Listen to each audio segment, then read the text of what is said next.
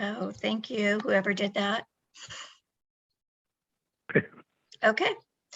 Is there any questions for Corey from the community?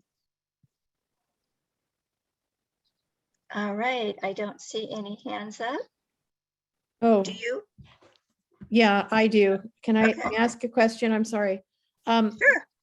Corey, I'm sorry, I'm trying to do all this stuff. I couldn't find my raise the hand. Corey, I haven't seen the list yet, but someone told me that 670 Santa Lucia is still on the list as a vacation rental. I think we talked about that last week. Yeah, I saw that email come through. I sent an email right after to our coastal planning team to get that corrected. Okay. So they have the request from me to get that corrected. But that doesn't affect the actual, this is just a list. It's a clerical error. That doesn't affect the actual use permit. So as I mentioned last time, the appeal basically ended up, denying that vacation rental. So that doesn't change. This is just a clerical error, and that should be corrected soon.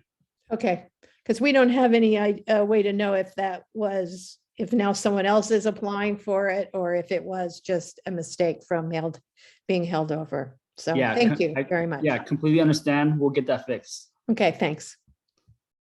All right, thank you so much, Corey. I really appreciate it. We're now on with Supervisor Bruce Gibson. Trish, I see Becky Wait a and minute. Lindy have their. Lindy has a hand. Okay, sorry, Lindy, I didn't see your hand. And Okay. Becky's got a hand. All right, first. Okay, Lindy, I asked you to unmute. Kidoki, got it? Got it. Okay, Corey, I haven't seen this month's list either, but what I did note was that everything is all blended together. Is there any way to list building permit activities versus new business activities versus tree cutting permit applications versus well digging versus solar panel? Because that would, to categorize that and to have it top date at the top gives us a much easier glimpse of what we're looking at. You know that, Lindy, the new list does have it that way. Okay, and I haven't seen it, so I'm not sure why, but okay. We will forward it to you. Okay, then I appreciate all the organizing. Thank you. No problem. I'm making myself a note.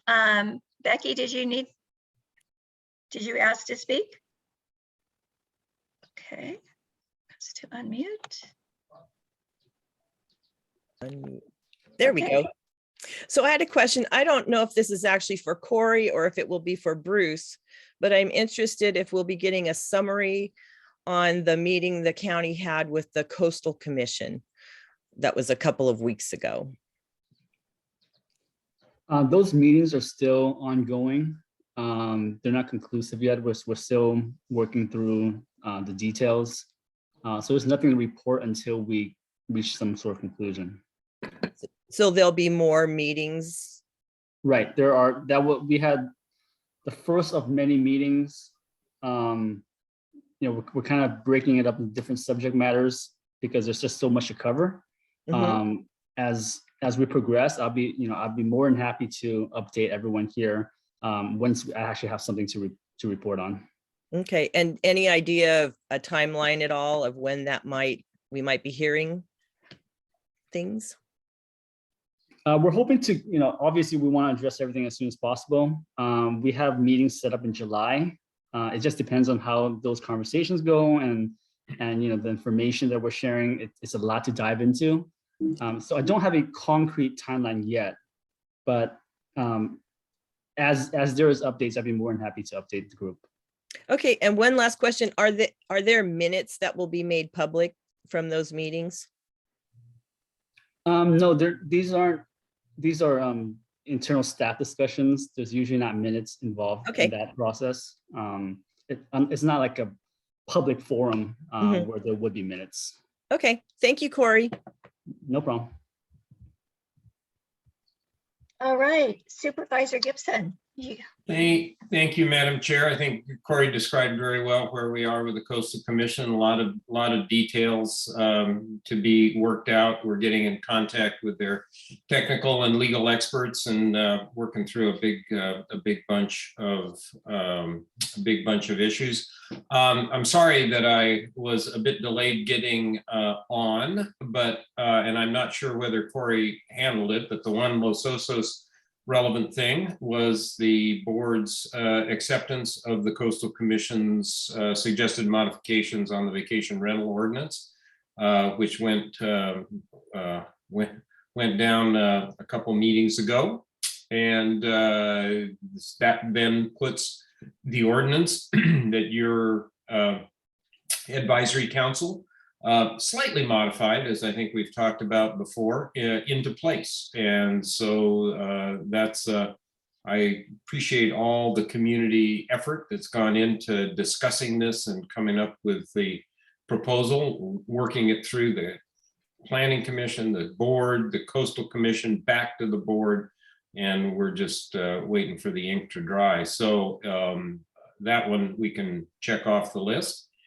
And beyond that, the only news since last I was with you, that I think is of more general interest is the board did take action on its fiscal year 2022-23 budget. Budget hearing commenced on Monday, June 13th. It concluded day before yesterday on the 21st with final action on the budget, just over $750 million of total fund spending, $680 or $90 million of general fund spending. As you know, 23 departments, hundreds of different programs, and we're on then to the new fiscal year. So with that, mostly here to entertain your questions if you have any. Any questions from the council for Bruce? Okay, I don't see any hands up. Any questions from the community? Okay, Bruce, you're getting a lot. That was incredibly easy. I'm That worried is about the the internet easiest- connection here. I That don't is know. the It's so- easiest you've ever My had. goodness. I think people are in awe of the length of the agenda tonight. Oh, okay. Well, Actually, Dave Bolus has his hand up. Maybe perhaps he has a Oh. question. Ask to unmute. Hi, it's Beverly Boyd, actually. Supervisor Gibson, I want to thank you so much for shepherding that through the Coastal Commission and back to the supervisors again. You did a wonderful job. And I read in the New Times today that Pismo Beach is struggling with a similar problem, only they sound as they're vacation rentals. And sounds as much worse than what we've experienced. And maybe they'll seek counsel from you and some of the others. Thank you so much. sure. I would only add to that I actually have been approached by at least one Coastal Commissioner to talk in general about the question of housing in the coastal zone. It's a big deal. Obviously, we know housing in general is an extremely pressing and seemingly intractable problem. And we understand both the benefit and the impact that vacation rentals cause. And I think that's, excuse me, becoming much more of an issue of discussion all the way up and down our coast. So, I hats off to the community of Los Osos for the effort that you all undertook to discuss this issue and craft the solution that your community supported. So it's a good step forward. Lindy, I see your hand up next, and then we'll go to Captain Klingenberg. Hey, good evening, Bruce. I wanted to see if you can give us an update on Oklahoma homeless setting and the expansion of, I guess, 17 new parking possible potentials. And more interested in finding out if the Animal Services building, which is about to be abandoned, is on slate to be turned over for services and possible showers and cooking facilities, laundry, et cetera, for that encampment.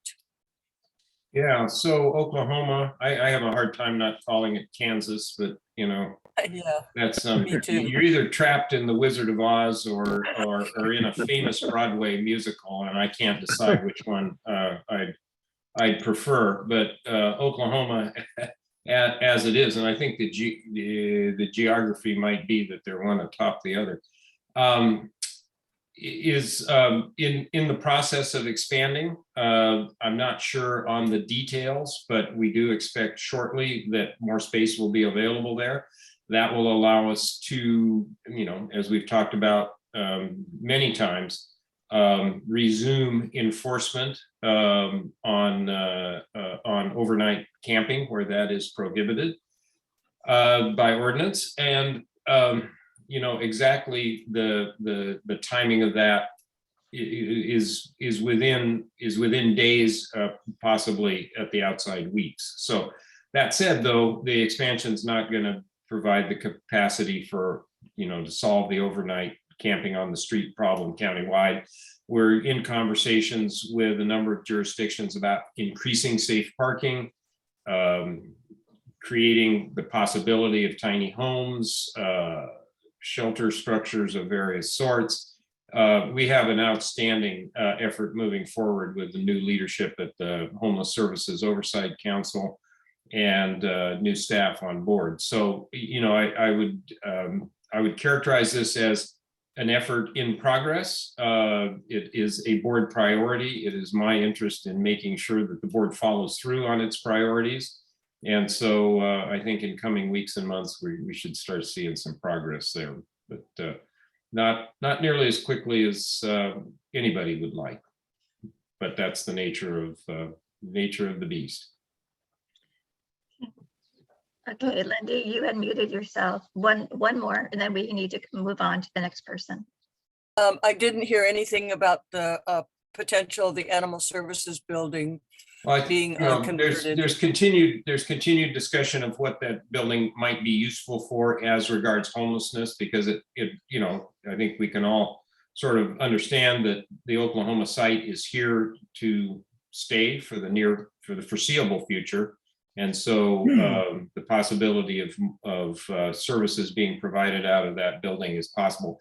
I have not heard a specific you know, a specific proposal coming forth as to exactly what's going to happen there. But the old Animal Services building is a resource, and we're mustering all resources available. So you can expect something will happen there, I suppose. Thank you. Thank you. Captain Klingenberg, there you go. Thank you so much. I just, Supervisor Gibson, I didn't see you earlier, and so I didn't say anything during my report, but I wanted to thank you for attending the Peace Officer Memorial in May.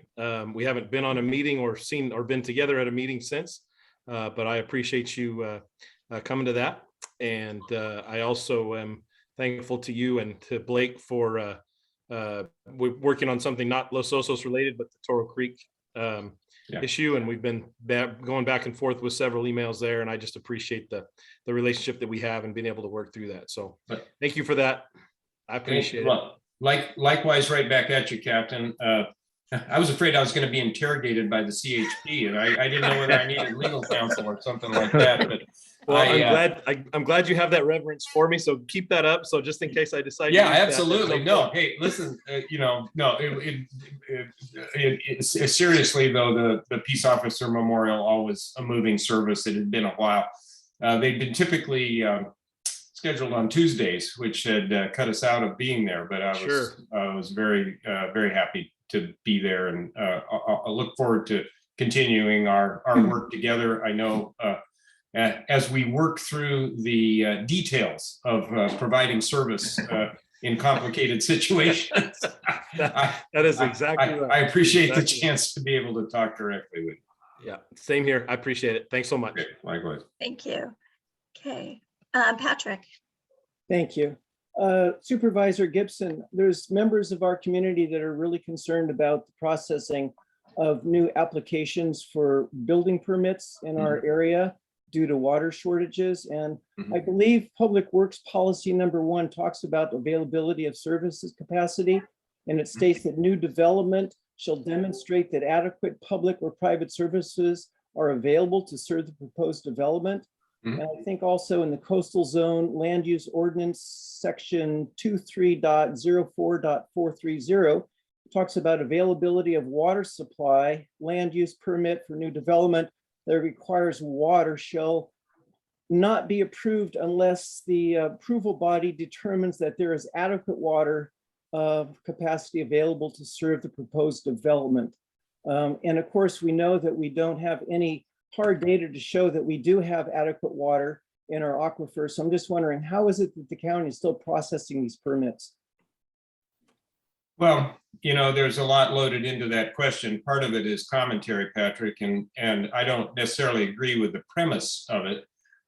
We process permits according to the rules of our local coastal program and our coastal zone land use ordinance. So that's the responsibility of the county. What you're talking about, the citations you make there are actually the meat of the discussions we're having with the Coastal Commission, and as well as bringing them up to speed on the technical information that characterizes the state of the water supply in Los Osos. So those are the discussions that will take a while, that Corey referenced, that we will continue. And we hope to come to an agreement with the Coastal Commission as regards, our responsibilities, our authority, and, an appropriate way to proceed.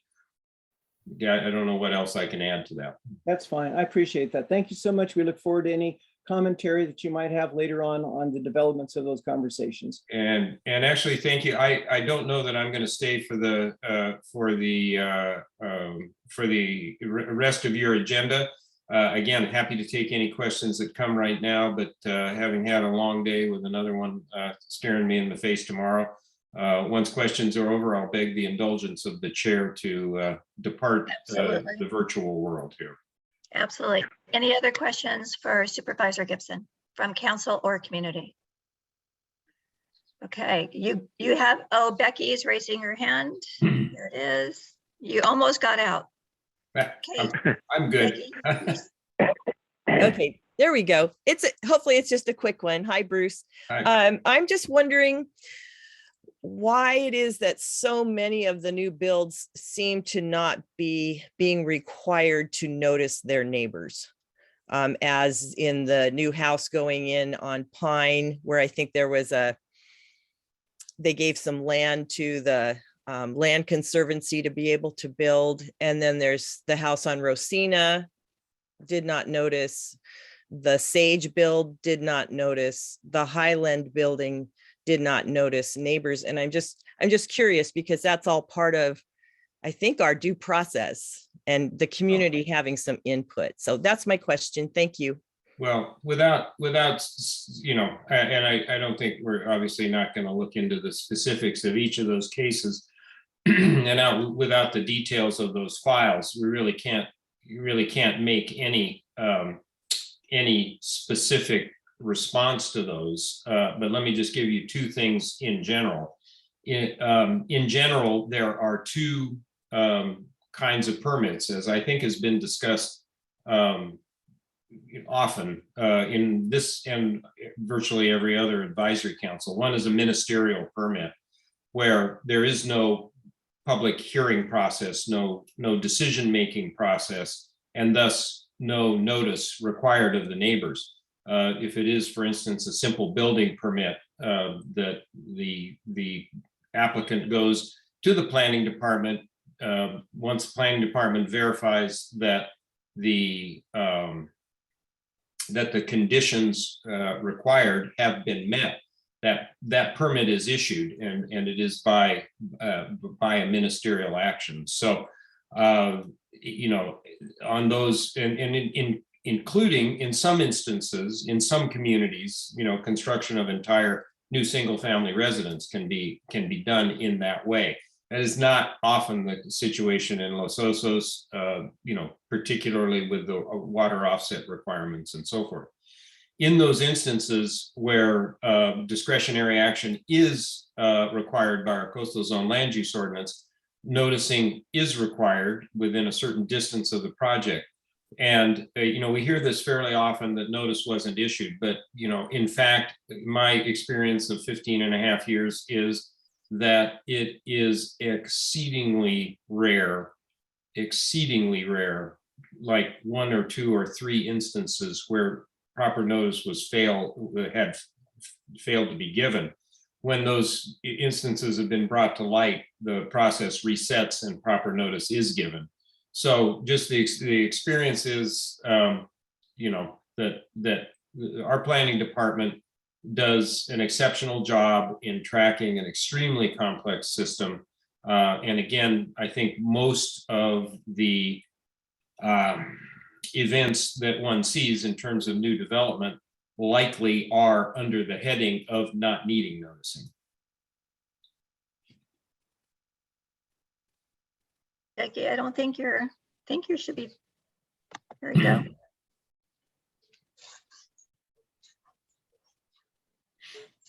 Becky, you should be unmuted.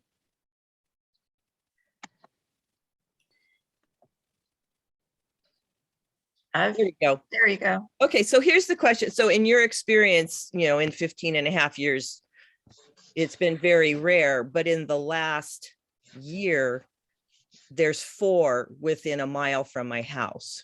And so that's why I bring it up, because it's like, what? I don't, Becky, let me just tell you, one would have to see the specifics of what these projects are, what the permits are, what the actions were to really dig in. I can't make I can't make a blanket statement one way or another, and I'm not necessarily gonna immediately agree that there was a failure of noticing in any given instance without actually having facts. No, I'm just saying that has been the experience in our neighborhood in the past year or 2. So just wanted to put that out there. Thank you. Okay. Lindy, is your hand up still, or do you have one more question? I've asked you to unmute. Yeah, no, it just got kept up there, but I'm done. Okay, thank you. All right. Supervisor Gibson, thank you so much for attending tonight. I appreciate it. Thank you, Madam Chair. Pleasure. I'll take care. Thank you. CSD report. I am not sure who is speaking tonight, so I see Christine Womack. I'm wondering if it's her. Chris, are you doing the report? I am.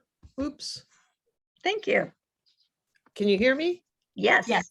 Oh, okay. Sorry. I saw a little box pop up and I didn't know if I was muted still. And I clicked something else. Yeah, you're good. You're good. Okay, so let's see. All right, so I guess this looks old.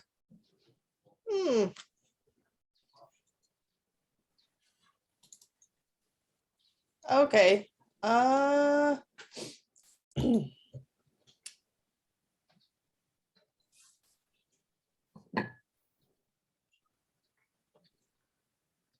All right, sorry. It says for 5/26 and not our June meeting. So I'm not sure if I have an old report that I gave last week. This was supposed to be the updated. Can you go to the next person and loop back to me? I sure can. Chamber of Commerce report. Would that be Jim? Jim, yeah.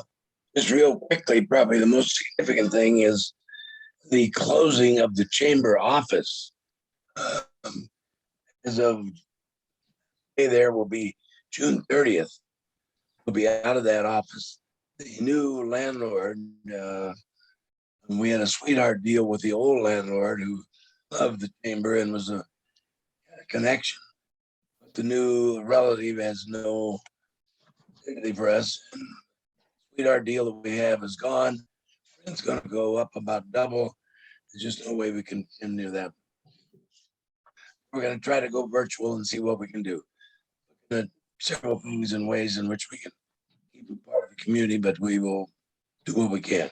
But the office will be closed beginning July 1. Okay. Wow.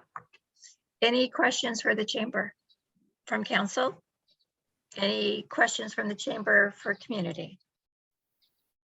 Okay. Mention also that the Oktoberfest will be held this year. Planning is underway and the event will take place.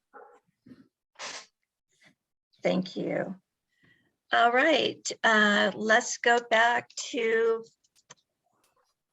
Chris. Here you go. Ask to unmute. All right. Okay. So yeah, my report is old, so I'm just going to go from the agenda. So forgive me, but we had a public hearing on to tabulate the written protest from the water customers. I think Ron wants to put small increases in so we can be sure that we're keeping up with the cost of inflation.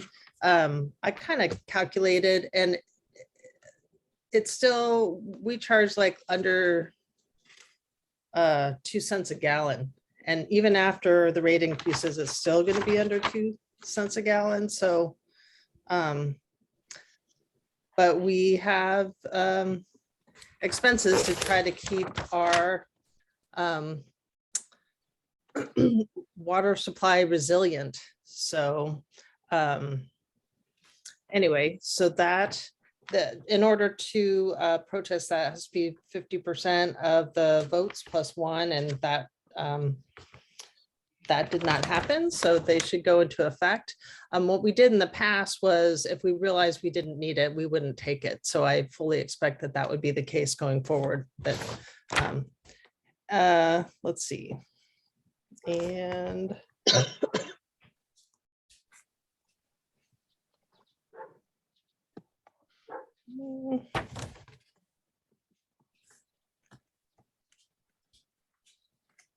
most of it is, I'm trying to think of anything unusual, but I think it was just the usual receiving and filing of our reports. So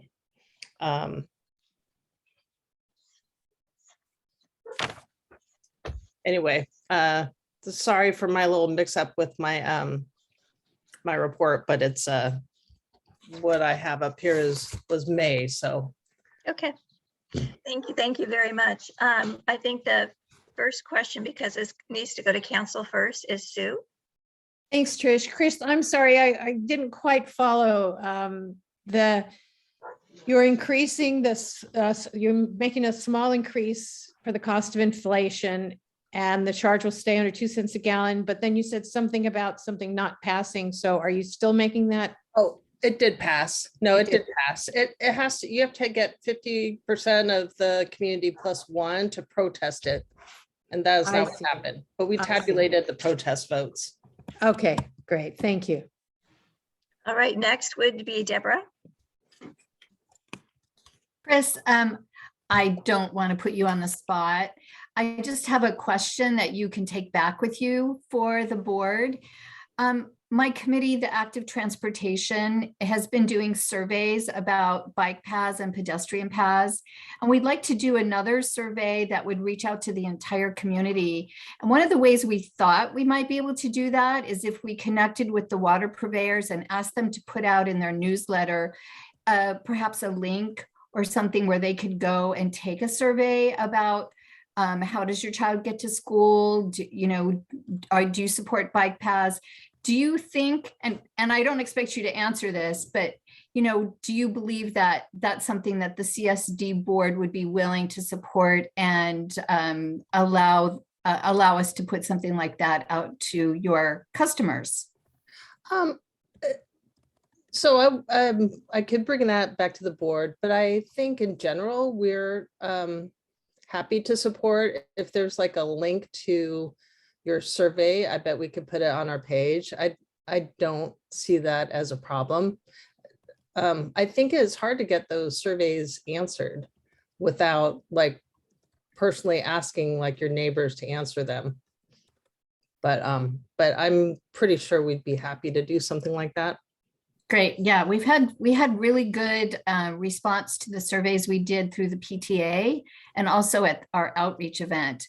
But, you know, obviously that's a much smaller population than the entire community of Los Osos. So the bigger the survey, the better the, you know, data. So thank you. Right. And, you know, I'll continue this conversation with you. I appreciate that. Sure.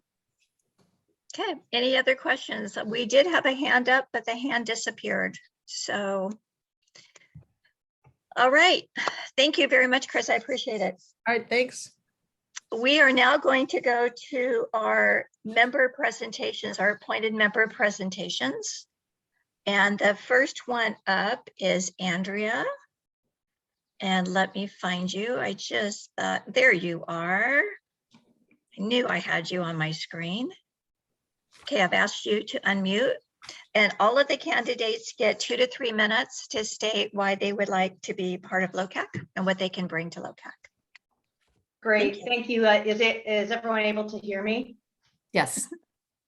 Perfect, thank you. Good evening and thank you for this opportunity. As Trish said, my name is Andrea Luker and I've submitted an application for District 1 vacancy, the 1-year vacancy. I'm not going to reiterate my candidate statement tonight because you've all had the opportunity to see that. And I saw that it was posted online, which is great. I will note briefly that I retired in December of 2021 from a long career in municipal government. And unfortunately, during that time, I didn't have a lot of free time to volunteer. So I'm looking forward to being more involved in Los Osos. Although during my career, my time was limited, I did engage in some volunteer opportunities. Since 2016, I've been on the Los Osos CSD subcommittee for recreation and parks. I've also been the vice president of the Morro Bay Community Quota Fund, which is a nonprofit that deals with sustainable fishing, sustainable ground fishing in this area. And I was a longtime Rotary member. I have lived in Los Osos since 1986. It doesn't seem that long ago, but the 80s were quite some time ago. And I've certainly seen some changes during that time. I think one of the things that I don't think has changed is our great sense of community. I think we have an excellent sense of community here in Los Osos. But we have a lot of challenges: water supply and quality, our unhoused population. We have a significant lack of parkland, housing affordability, availability of services, and the list goes on. Many of those items or items related to those have been brought before Locac for input. And I've noted, I've attended some of your meetings, not every time, but some of your meetings. And I've noted that you have a dynamic discussion generally and a lot of opinions, which is great. And I would look forward to the potential of being part of that, part of Locac, and engaging in those discussions and finding a path forward. I'm very familiar with the function and the importance of advisory committees in the county. During my 7 years at Port San Luis Harbor District, I was on the other side of the table where I was one of those monthly report people. So I would really cherish being on the side that receives the report versus giving the reports. I did attend the recent community outreach event. I say recent, but I guess it was a couple of months ago at the Red Barn, and I thought that was done exceptionally well. Even with the chilly wind, I thought there was a great participation and a lot of good groups there. I saw in the minutes of your meeting last month that there's a consideration of that as an annual event, and I think that seems like a great idea. Finally, in terms of committee involvement, I didn't include that on my statement. They're all of interest to me, and certainly if there's a committee that's in need of members, I'd be amenable to an assignment. But given the choice, the order of interest for me would be community outreach, trees and landscaping, active transportation, followed by land use and the ad hoc water. I think just thank you for going through this process. I certainly hope to join your ranks, and I'm very excited about the news about the Oktoberfest. So thanks again. Thank you.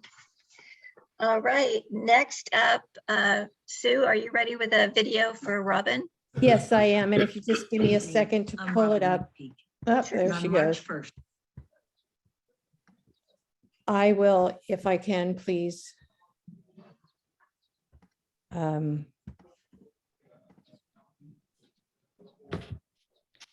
share. Okay, here we go.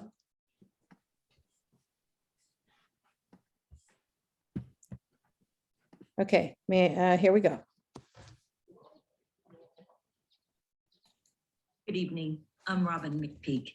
And on March 1st, I was asked by Trish Bartel if I was willing to be nominated for the vacated District 1 seat on Locac. And I replied yes. My candidate statement is on the Locac website. You can find out more about my education and some of my professional and volunteer experience there. Tonight, I just want to briefly introduce myself to you. You may have seen me running in Los Osos with my husband, Joe, or have seen us walking with our golden retriever Biscuit in our Baywood neighborhood. I've been a Los Osos resident for 17 years. My extended family owns and operates a small business in Los Osos and has children enrolled in the local public schools. I am personally invested in the community. My participation in Los Osos community issues started with my concern for the increasing number of new short-term vacation rentals in my neighborhood and the lack of regulation. You can also read more about this in my candidate statement. Los Osos now has a vacation rental ordinance. This is an example of community action at its best. We can and do make a difference. And here's a shout out to Bruce Gibson and Blake Fixler for their counsel throughout this process. Thank you. You may have seen me at Locac's Land Use Committee meetings. I'm a public member and the Zoom co-host. Over the last year, we have seen the number of applications for new water using development increase. And as stated in our community plan, there should be no new water using development until our basin's water supply is shown to be sustainable for the existing population. I look forward to the Coastal Commission completing their review of the new Los Osos LCP and their assessment of the Los Osos groundwater basin. This should provide further guidance to the decisions we make each month. If my nomination for this District 1, now 10-month term is approved by Locac, I would like to continue serving on land use. I'm also interested in being on a bylaws and policy and procedure review committee if one is formed. Clearly written laws are essential to a democracy. They ensure that the rules will be inclusionary, that is, applied fairly to everyone, and limits the arbitrary exercise of power. Thank you.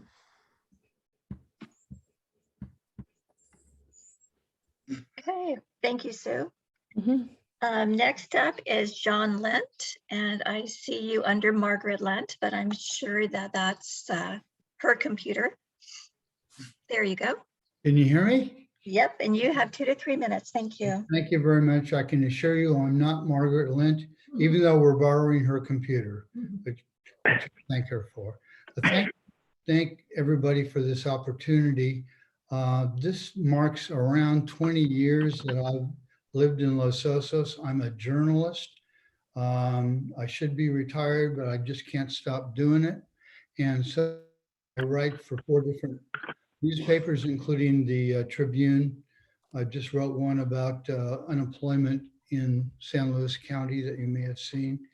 And so I not only write, but I like to research. So that's sort of in my DNA that I do. I'm able to go to public bodies and wade through all of the information so you can sort of find out what's going on by that practice. So besides being a journalist, I'm an active hiker, and I've been very active in planting trees in Los Osos. As everybody knows, we've lost a lot of our canopy in this community, and I'm very interested in planting trees and landscaping, and obviously that would be a choice to be on the subcommittee on the Tree and Landscape Committee. Our group planted trees at the community center just before COVID hit, and that kind of work took a lot of coordination, and cooperation with the county as well as with the people that planted, the volunteers who planted the trees. We not only planted them, but we raised the money to plant those trees.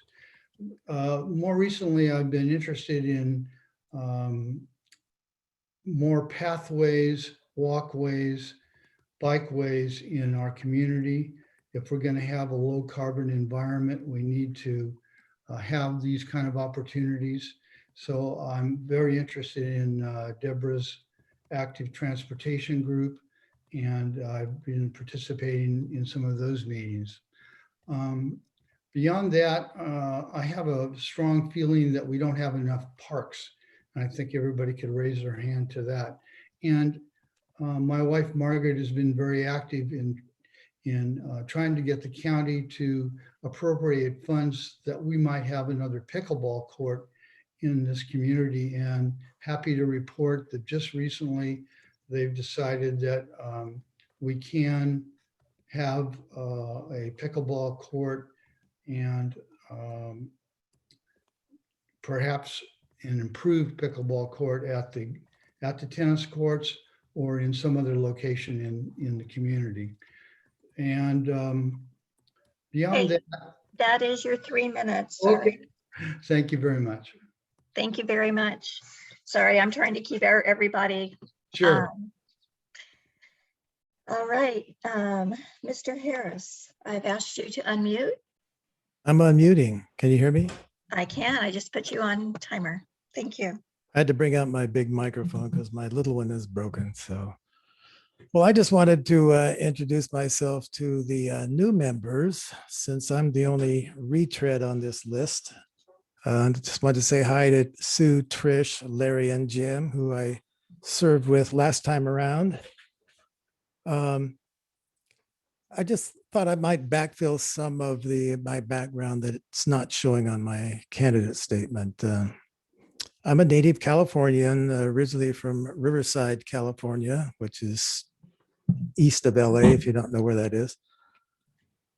From there, I graduated to Manhattan Beach, lucky me, and then on to Santa Monica, where I spent probably the biggest portion of my life, lucky me again. And in 2001, a couple of months before 9/11, I moved up to Oxnard, since that's the only place we could afford to buy a house at that time. And that's when I first encountered something the city sponsored called the Neighborhood Council Program. And it worked pretty much the same as our CEICs up here. Each neighborhood would have a monthly meeting. The city paid for the meeting room, and talking about outreach, they even printed out our agendas as flyers and hand distributed them to every house in our neighborhoods.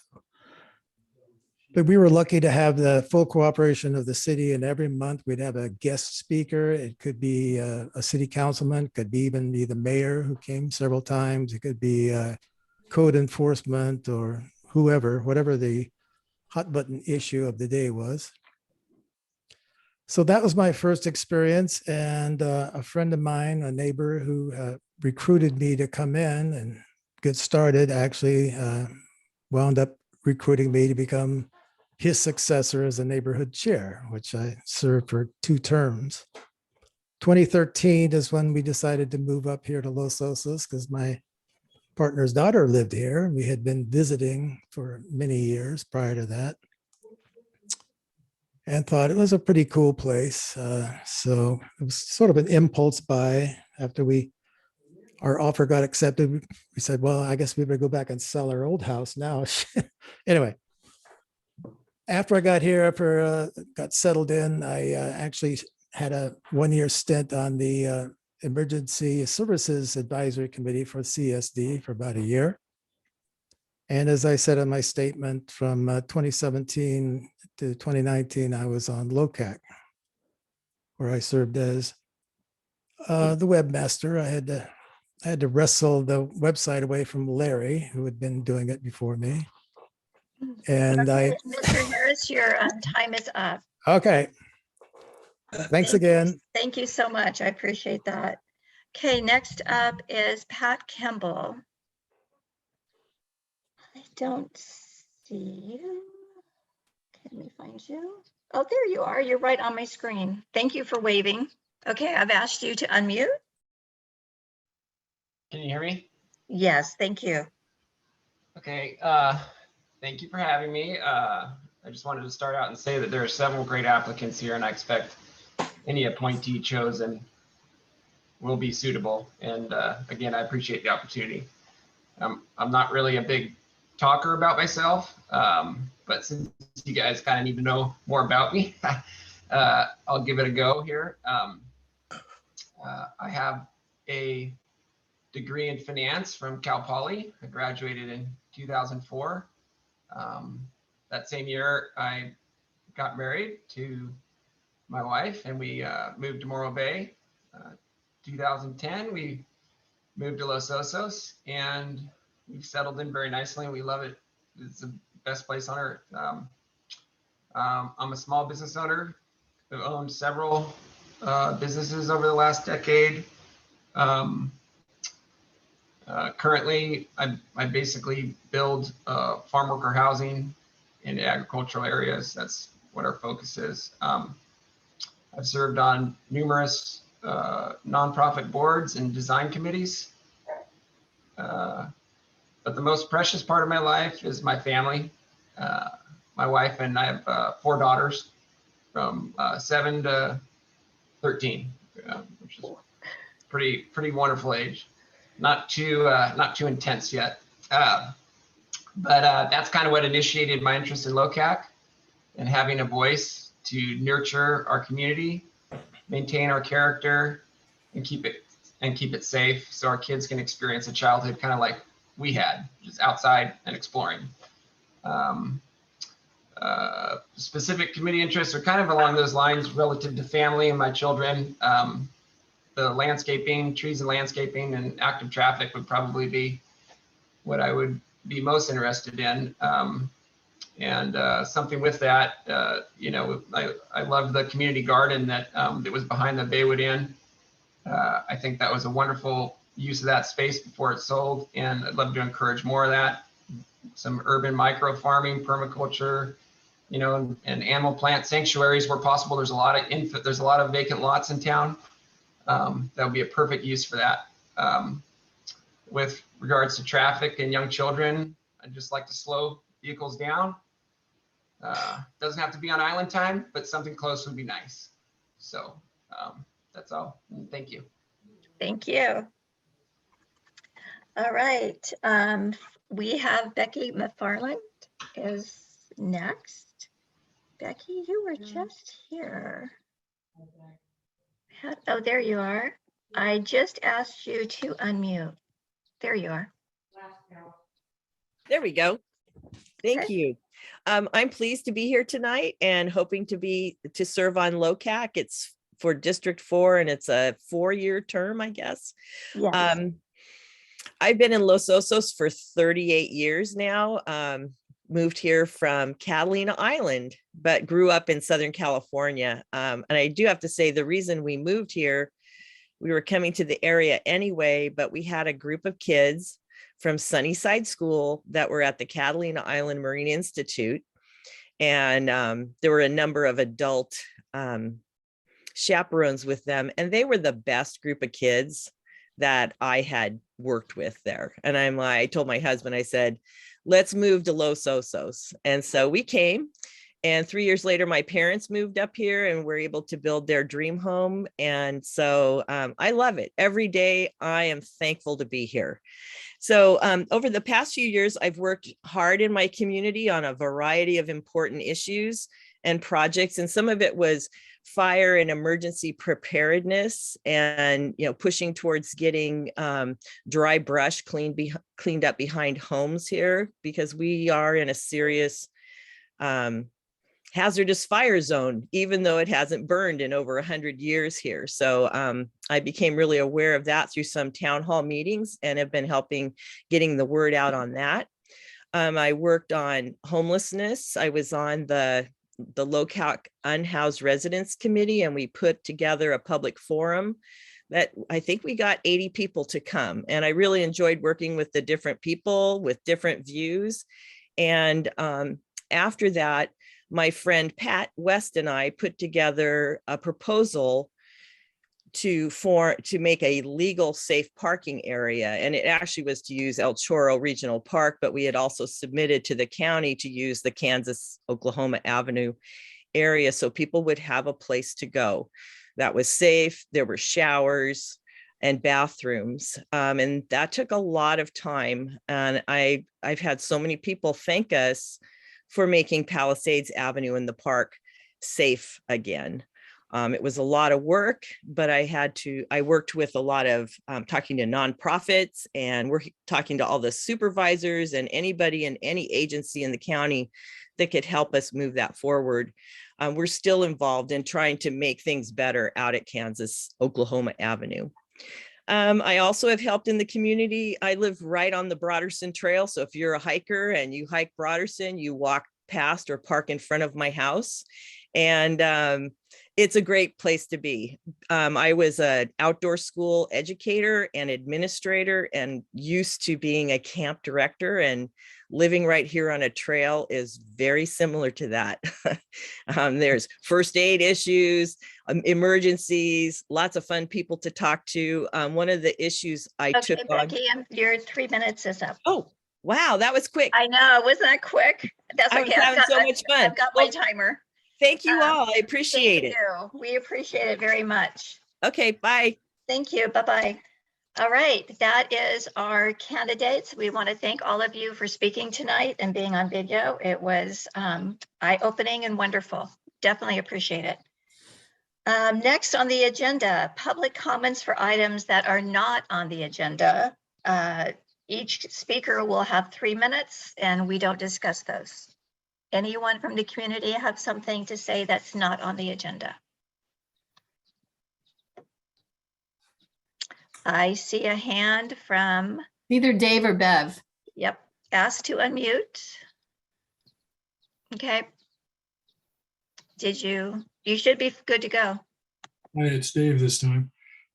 I just want to make a comment on the, and I don't believe this is on the agenda. It regards the letter that was sent back in January by Locac saying that Locac wasn't going to approve any more land use permits for construction involving water increases or water usage until it was demonstrated that we had water at a sustainable level. And yet members of Locac who are supposed to go along with the policy of Locac haven't been going along with it. So I just wanted to bring that up again. If there are rules that members of Locac and also members of committees are supposed to go along with the decision of the group, even if they disagree with it, then either of those rules ought to be followed in the, I guess it's Article 11 in the Standards and Code of Conduct. Either those rules ought to be followed or that standard and code of conduct ought to be changed. So that's, it was a consensus vote of the council, December, amended on January 28th of 21 about the water usage, I believe. So thanks for listening to me. Thank you. Lindy, I have asked you to unmute, Lindy. Okay, thank you. I was very impressed. I haven't kept up with the new candidate applications and how many positions, but I just wanted to say I'm so impressed with every single one of them. And and if by chance somebody doesn't get on, I've chosen to be on as a community member on two different groups that I support, 3 different groups. And that's an alternative for anybody that might get left out. So, and then I just wanted to say, I think Locac's been growing and I welcome all the new people that have come and look forward to things getting better. So And I want to agree with the water, denying an application because it will increase water use as new growth. We need to stand by that. So that means that every permit that does come to us will probably have to be denied only based on the water, and we need to differentiate. So I support, the idea that we all get to understanding what that denial will be is simply because of the water use. So until we know if we ever will have enough. That's about all. Thanks to everybody, though. All right. Dave or Bev, your hand's still up? I have asked you to unmute so we can make sure you're done with your question. Yeah, I'm sorry. I had one other thing to add, and that was, it was not mentioned in all of the candidate statements which district they were running for. Could you just run through that for us? Thank you. You know what? We will put that on the website. We will put that on the website for you. Okay, it may already be there. I don't know. I'm sure it is, but we will check on that. Okay, thank you. Okay, all hands are down. Let's go to approve minutes from the April 28th, 2022 meeting. Can all Locac members raise your hand if you approve of the minutes? I'm going to abstain since I haven't read the minutes. Okay, I'm gonna, Jim, you gonna make a motion or you want me to make a motion? It's my rule. I move we approve the minute. Okay. I second that. All right. All in favor, raise your hand.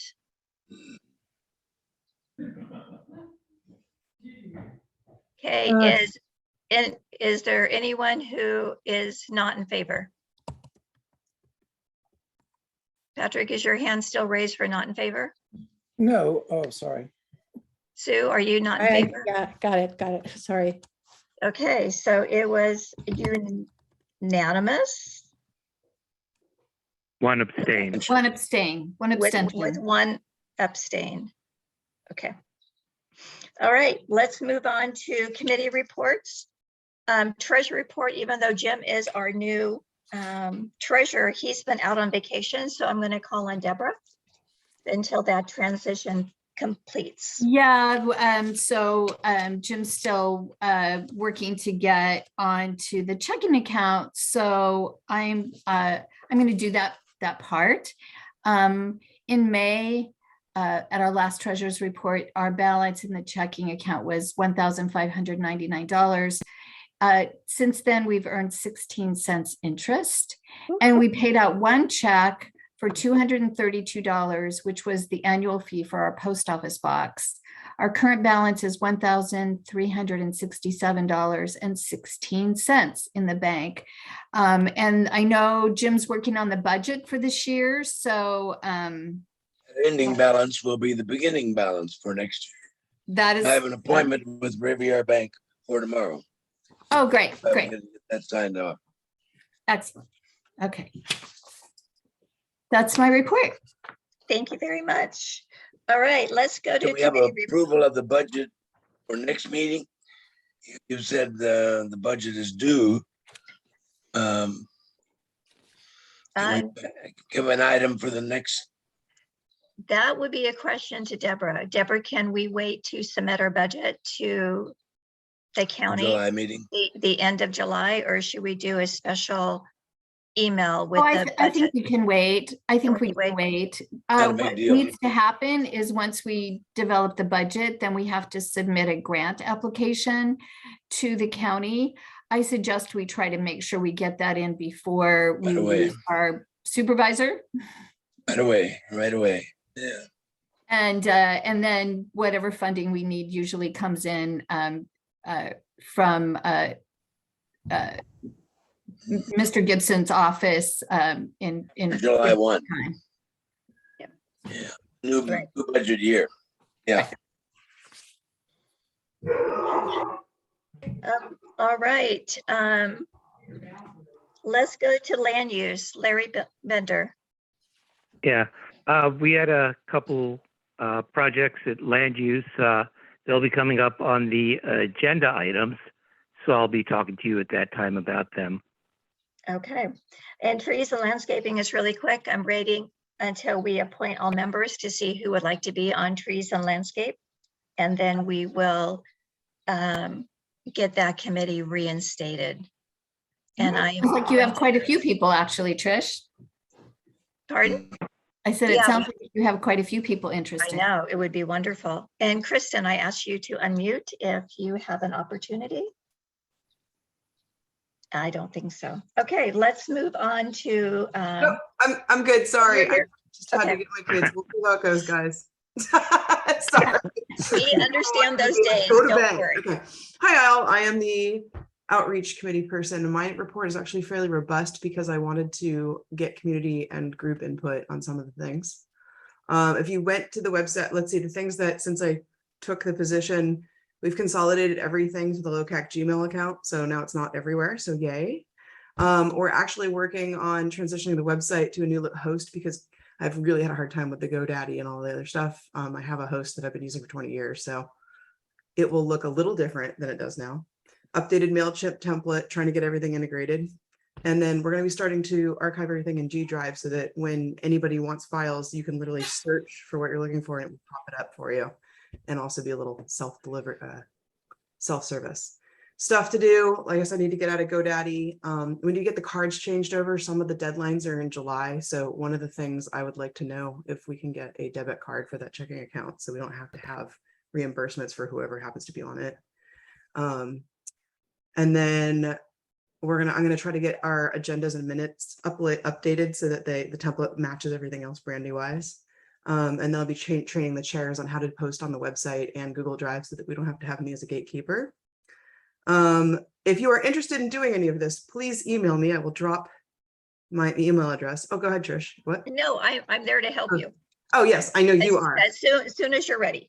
But if anybody would like to be on outreach committee, please reach out to me because as far as I know, there is nobody. I know Sandra from prior to me is totally on board to do it. So if you like her, there you go.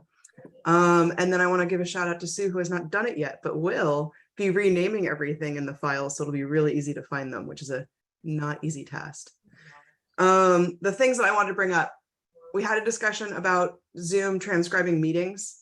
And I said, you know, Zoom can do that. And what we'd have to do is pay $50 more a year for that service. So if that is something that the committee wants, that is needed by the county or anybody else, the recommendation I have on that is we want to have, so right now what we're doing And is. and on that, Kristen, we're going to talk about that in business items. Oh, are we? Yep. So that's perfect. What exactly are you saying, Kristen? I'm sorry, I missed. So currently we're recording these videos and then we save them and they have to be uploaded or shared, right? We actually hit our limit today, which was cool, like somehow. So we have to delete some. So we have to decide if we want to archive them forever. And if we do, there's legality behind having that public as well as fully transcribed meeting minutes. Because if everything is said versus just like a simple minute, which we did talk about, that's what you wanted to talk about, Trish. So that has to do with whether or not we want to invest money and time into programming, auto posting onto the website. Do we really want it that, no, I don't want to say transparent, but that much information, that kind of thing. Barbara, I see your hand. I don't know if we want to unmute while I do my report or after. Let's finish your. The other thing we can do now that I've already transitioned a lot of it over, we can actually have email addresses that are locac.info instead of using private email addresses. We can also create Google groups, which Larry is great at managing, but we can have one that's Locac managed so that everyone gets on it without having to remember email addresses. We need to talk about timing for when things need to get posted because it's very like last minute, like, oh, we have to do this. It needs to be up by today. And so we need to go through the bylaws, revisit that. So that's something I need to do as a committee. We need to talk about archiving newsletters. I think that if we're doing it right, our data should all be on the website. So the newsletter is really just kind of like superfluous for having to research stuff. What else did I have?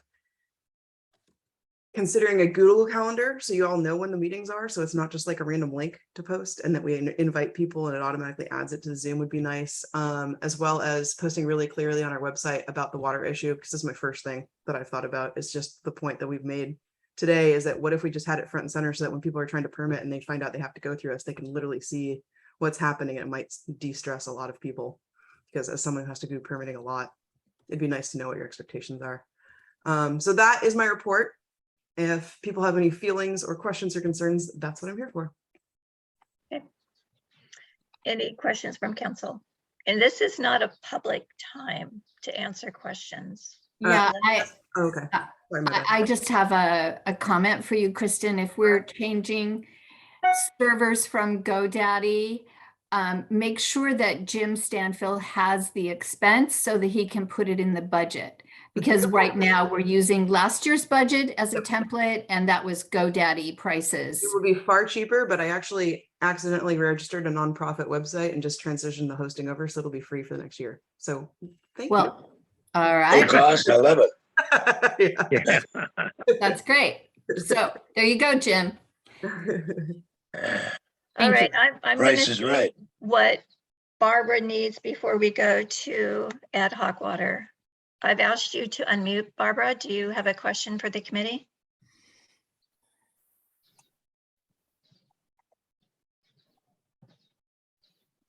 Okay, I don't know. All right, let's go on. Deborah, you're up. Sure.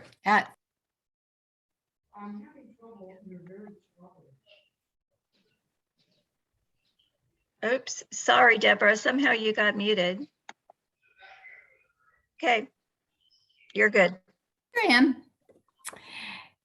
It seems to be a lot of questions about this special committee called the Ad hoc Water Committee. The purpose of the committee is to provide information to the council from the Basin Management Committee regarding what's happening with water in the aquifer. It is a committee that's simply that. And so here's my analogy for all of you so you can better understand what I'm doing. My intention to do is I'm here to tell you that there's a half a glass of water. You can see that glass as half full, or you can see that glass as half empty. That's up to you. My job is simply to report that there's a half a glass of water. So this is my job. This is the job that I took on for this committee.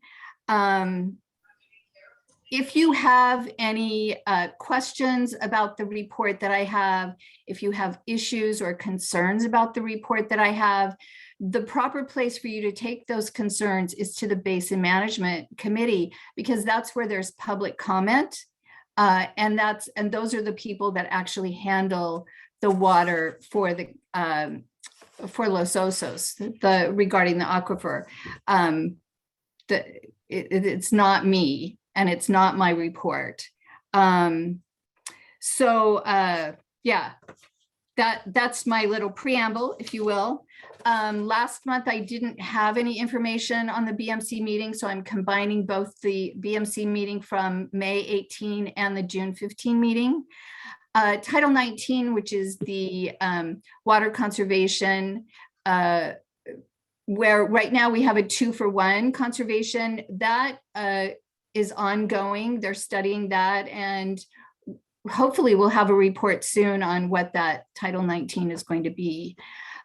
We've already talked about the vacation rental ordinance that the Board of Supervisors passed, and I believe that part of that includes water conservation signs to be posted at all vacation rentals. We've also talked about the fact that the Coastal Commission, county staff, and county legal department are holding meetings at the staff level.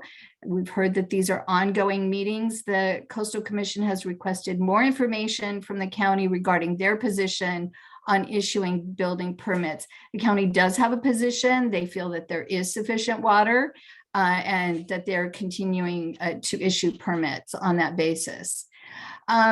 Regarding the programs that the Basin Management Committee is involved with, there's a program A well that is close to completion. That's at 8th Street.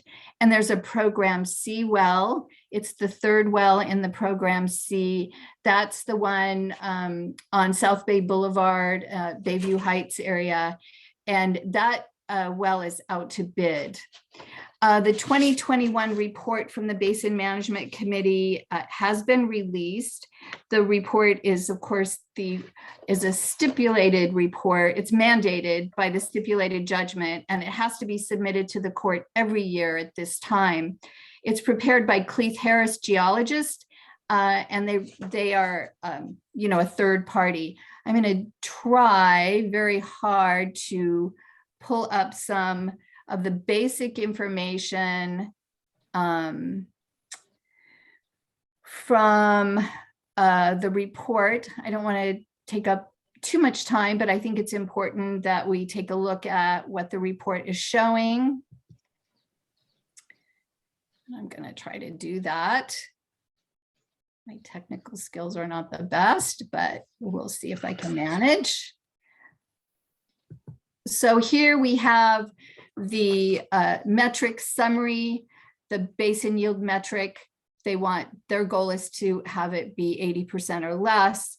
As for 2021, it was 72, so that's an improvement. The water level metric wasn't an improvement from last year. The chloride metric was an improvement, and the nitrate metric were improvements.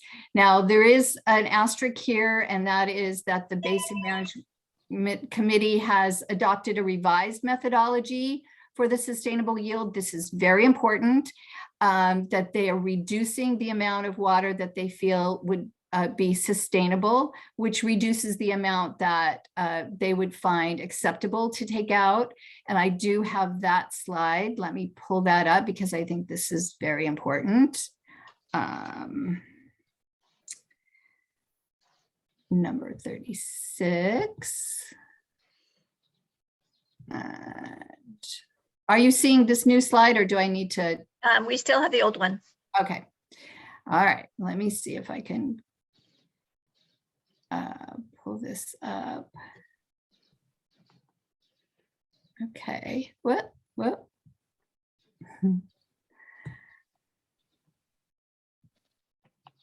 Let's see. How about that? Yes, it came up. Okay. So this is a little explanation of the old way of doing things. It shows what they're putting into the calculation, the historic method. They had rainfall of 17.3 inches per year. That's an average that they're using. They had the Broderson Mound, which you understand, that's where the recycled water is going in, hoping to produce a mound of water that will push back into the seawater intrusion. They had that at 100%, and that all the infrastructure that they wanted in all the programs would be, built out, and the sustainable yield was 2,650.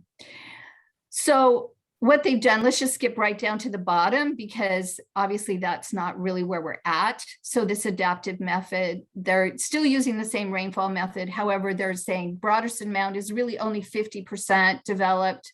The infrastructure is, what it is for 2022, and they've reduced the sustainable yield to 2,380. If you use that new figure, which is what they're going to be using for the 2022 report, we are not within the 20% buffer. We've actually encroached into the buffer, and I've reported on this in prior meetings, but instead of being in the 70%, we're now pushed into what they calculate to be 84%. So that's not going to be an acceptable number for them. And I hope that my explanation has been clear enough for you to fully understand. So the report itself is 396 pages long. Obviously, I don't want to cherry pick information. There are some other slides that I thought I would show you, but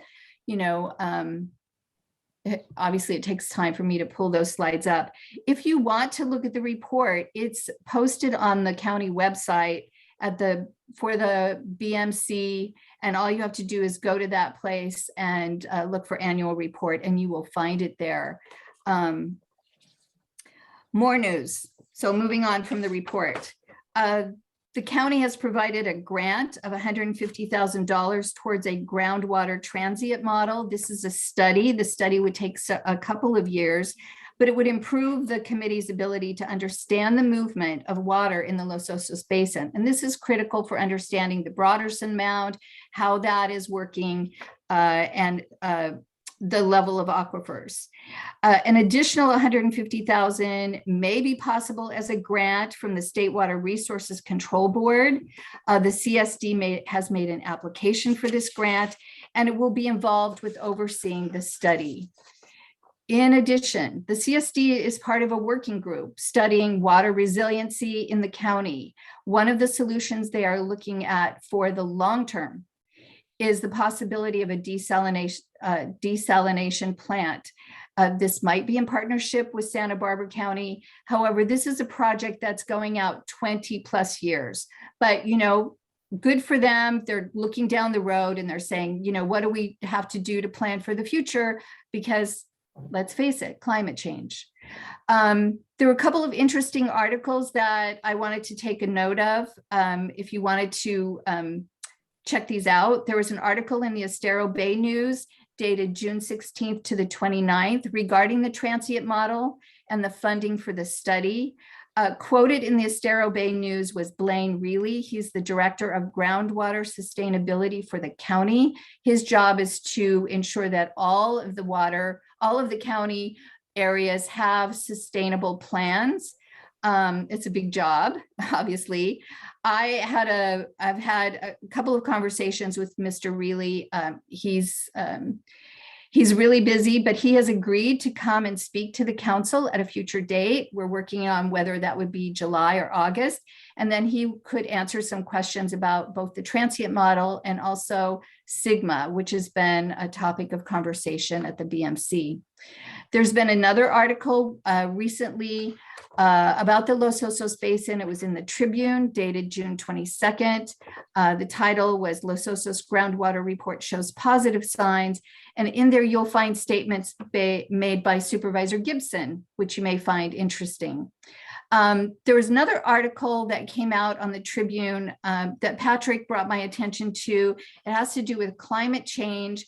I honestly, I don't have when that article was written. It was written by a John Lindsay. He was the weatherman. Patrick, do you want to, maybe you could just tell us what that is? Because I'm sorry, I didn't get that information. Well, it was just a recent article, I think in the last couple, 2 or 3 days, well, actually before that. So last week, I think sometimes you can look it up on the Tribune, but John Lindsay did write it, and it has to do with the climate change, obviously. It was entitled something about our wind patterns that we're having, which are the strongest spring winds we've had in recorded history. And the fact that we've been in a drought for 20 years with 4 years of somewhat average rainfall, and that our drought is going to continue. So we're in a mega drought, and that's what we can look forward to. So it's a really good article, and that's something I would suggest everybody read. Thank you, Patrick. So yeah, so that's my report. Does anybody have any questions?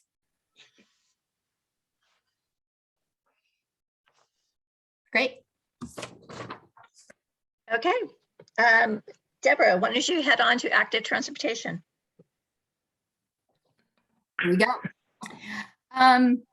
So let me see if I can pull up my screen again. Give me just a second. Share screen. Let me look here. So we had great results from our active transportation surveys. This is just one of the answers that we got. Do you or any family members use the community center, library, or skate park? Wow, look at that. A lot of people. We asked them, would you want a safe routes to school on Los Osos Valley Road. It's very similar responses. I mean, we just had amazing responses, and that's why we want to do an even larger survey. You can see 136 people were included in this survey. Some of the, I'm going to pull together these responses and post them on the Active Transportation webpage so that you can take a peek at some of this stuff. It's really good. We're obviously looking into doing more surveys. I mentioned that earlier when I asked Christine Womack if the CSD would support that, and we're hoping that Golden State will support and also S&T Water will support. I think we can pretty much cover the whole community if we do that. Meg Siphon, who's on my committee, is working on the possibility of developing an alternative route on Los Osos Valley Road. We've discovered we don't have enough room on the side of the road where the community center is to build a separate path because there's insufficient easement along there. Apparently all the easement on that side was taken up when they put in the turn lanes for Los Osos Valley Road and they widened the road. So not enough room there. So we're looking at maybe trying to cross people onto the other side and figure out a way to get them around. So we're kind of working on that, but obviously it wouldn't be as clean and easy as if we could just go straight. We are continuing to communicate with Locac. They're the funding arm for the county, and to talk to Public Works regarding the proposed corridor study for Los Osos Valley Road. They want to do a study of Los Osos Valley Road from Foothill all the way to Pecho. That's really cool, but what we want is, what are you going to do for us in Los Osos? That's what we want to know. One of our committee members, actually, I'm going to go back to that because in talking with Locac, they've indicated that they're going to try to perhaps put some conditions on a grant funding that would say, okay, we're going to let you do this study, but you have to offer something up for the community. They call it low-hanging fruit. Essentially, it would be, you know, let's put some bike lanes in, let's do some pedestrian pathways for the community with this money that we're going to give you. So cross your fingers that that becomes a reality. Okay, one of our committee members, Jim Quisenberry, who used to be on the school board, has contacted the high school about doing a movie about Los Osos and sidewalk and bike paths. It is tentatively called Where the Sidewalks End. And this is would be a project done by students, and it would advocate for bike and pedestrian paths. It would probably is something that they would take up in the fall. I spoke with John Diodati, the head of Public Works. He was at the Morro Bay Chamber event, breakfast event last week, and I was able to talk to him before the breakfast started. And I asked him about the recent loss of staff. They've had many staff members at Public Works go to Caltrans. And so there are a lot of, you know, they're understaffed. Let's just put it that way. He indicated that they are interviewing and they expect to hire someone in the next couple of weeks who would serve as the Public Works liaison for transportation issues. Yes, this is what we want. A little word about Oceano. Some of you probably know about what's going on down in Oceano, but just to bring you up to speed, they had a very ambitious infrastructure project that was turned down by the county. It would have provided sidewalks throughout the community of Oceano. When I spoke to Mr. Diodati, he suggested that County Public Works would be more interested in supporting a transportation grid. And guess what? That's what we have. Where we have a transportation grid for pedestrians and cyclists that would allow you to move from Baywood to the commercial area of Los Osos. So that, you know, I felt like, okay, we're on the right path here. That's exactly the approach we're taking. Big announcement here. Since we have combined traffic and circulation with active transportation, next month's meeting will be traffic and circulation. So Please come. Let's talk. This will be my first time doing traffic and circulation. I want this to be a productive meeting. It's going to be July 19th at 6 o'clock on Zoom. That's my report. Thank you very Question. much. Oh. Any questions from the council? Okay, thank you. Let's move on to Larry for regular agenda items. The next three are his. Okay, the first item here is this should be a correction. The vacation rental project.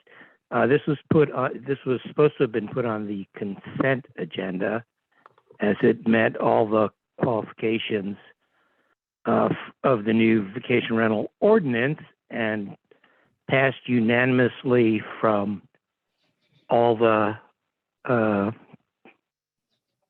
people on land use at our land use meeting. So that's one correction I'd like there. Okay, so could we just do a motion? Yes. Can we just a motion to, this is on the consent agenda, Yep. to accept this project and recommend I'll it second move it. along. Okay, second by Jim. All in favor, raise your hand. Yeah. Any opposed? Okay, it passes. Thank you. Okay. Then moving on to the next item was a home on Madeira. And again, new water use, so we weren't able to support this project. But because there was some controversy on it, we put it on the regular agenda here at the Locac meeting to open it up if there are any questions. Otherwise, again, my recommendation is not to support this project, as it is a new source of water use in our community. Would the committee like to listen to Mr. Kreiser and find out about this project so that, okay. Mr. Kreiser, would you be available to speak on this? And I'm asking you to unmute. Yes, I would like to give you a quick rundown on it. Okay, Dr. Purwall's property, we had a design that we submitted a few months back, and it had a ADU and a guest unit, and we were aware about that after that meeting that that wasn't appropriate at this particular time in our community. So we withdrew that. And the other big reason we withdrew it is the design didn't really fit what we felt was the community. So it got a redesign, and it's resubmitted more like, you know, a Midwest, like a farmhouse rather than a building. So, but you know, those were the 2 points. The bottom line on this property is that there was a Title 19 certificate done in 2014. And that Title 19 certificate was done when it was required that you save 300 gallons per household. So really, at today's use, that Title 19 certificate since 2014 has been saving water for 4 homes for now 8 years. And now they're requesting the right to use water for 1 home. And they will continue to save water for 3 more homes into perpetuity. Now, what will be part of this design, of course, will be a rainwater collection system that takes care of all landscaping without using community water. We also built a house down in the other end of Madeira where we use the shower water to flush toilets. And this will have an air to water system providing drinking water. This is all part of the evolution of what we're able to do in our community to save water. So the bottom line is about 1,752,000 gallons have been saved, and they would like to start using 150 gallons a day. Actually, the numbers work out to be less than 100 gallons a day with the water savings devices that are built into this. Even though it's a large home, that's the way the numbers are working. So I realize there's an issue with the Coastal Commission, but this is a particular project that should be supported by our community because of the community benefit it has been providing for 8 years now, and will continue to provide a community benefit into perpetuity. So that's the presentation. I thank you all for your service, and I hand it back to you. Thank you very much, Mr. Kreiser. Do we have questions from the committee or council? With all this, Jim? Go I ahead, just, Jim. with all this discussed at the land use, Larry? Yeah. Yes, it was. Yes. And you weren't persuaded? No. Again, just because the stance Locac has taken, we thought it was a great project. We do recommend, Bob's doing a great job, Mr. Kreiser. In any other time it would be fine, but until we have a sustainable water use, we're concerned about our future water. Once that's been established, this would be a perfect project.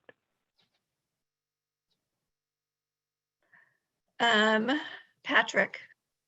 Yeah, I totally support what Larry just said, and I think this is a really good project. And I'd like to just point out that the whole community has been saving water for years now through our conservation efforts. The only problem is we still have seawater intrusion. So regardless of how much water any one project or the community as a whole has saved, we still have seawater intrusion. And until we can at least stop that or hopefully reverse it, we just don't have the water available for new development at this point. Okay. Deborah. Yes, thank you. And I think my comments really also go to what Dave asked about why would somebody go against what Locac decided, which was right when I first came on the council, and it was decided that we would say no to everything. So my position and my understanding has changed, and let me explain why. If we say no to everything, then we cannot discriminate between those projects like this one, which truly are good models for what we would want to see in the future, from those that are not, such as ones that have swimming pools, just to use that as a simple example.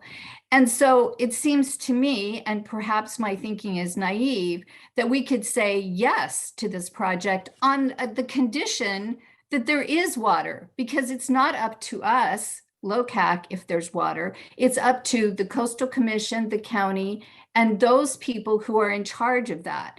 So we can still say, we're not going to allow this to go forward unless there is water by putting a condition on it, but we can say, we like this project, we don't like that project, and this way be more discriminating.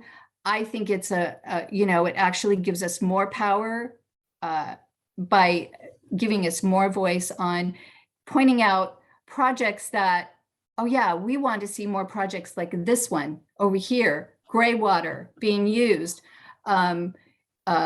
rainwater being saved, and less happy with projects that don't have any of these water saving devices. That's my position. I hope you can understand it. And that's why I would say yes to this project on the condition that there is sufficient water to build this house. Great. Kristen, you have been asked to unmute. Larry, can I ask, what was the outcome for the white minor use permit for land use committee? I don't have that right in front of me, but I think it was unanimous. I just figured it's easy. Did you copy that? Yeah, But it's on agenda B, so I'm assuming you're going to bring it forward. It's like the next one to talk about. Yeah, it is the next one. Yeah, Were you guys supportive of that one or no? the next one, we were divided on, the council was divided on that. The reason that I ask is that I'm very much in line with Deborah's thoughts on this. You know, I talk to my neighbors and I talk to my community. I look and see what's around me. And I'm seeing projects not going forward because people have lawns and all these other things, whereas new development can be very efficient. And it's You're next, going Sue. to be very, very hard for me to vote with the committee because the committee also, the council all decided that they were going to say no when you're going to watch me do this. If there's a good conservation thing that can actually do better than leaving it to run off or leaving it to whatever, I'm going to continue to support things like this. So just wanted to. Okay. Okay. Thank you. Just Thank you, Kristen. to answer that real quick for Deborah and for Kristen. In all the decisions we've made in land use, we have rewarded Bob Kreiser for the wonderful project it was. There was another project that did have a swimming pool, and we pointed out an issue with that. And we've always stated when there is a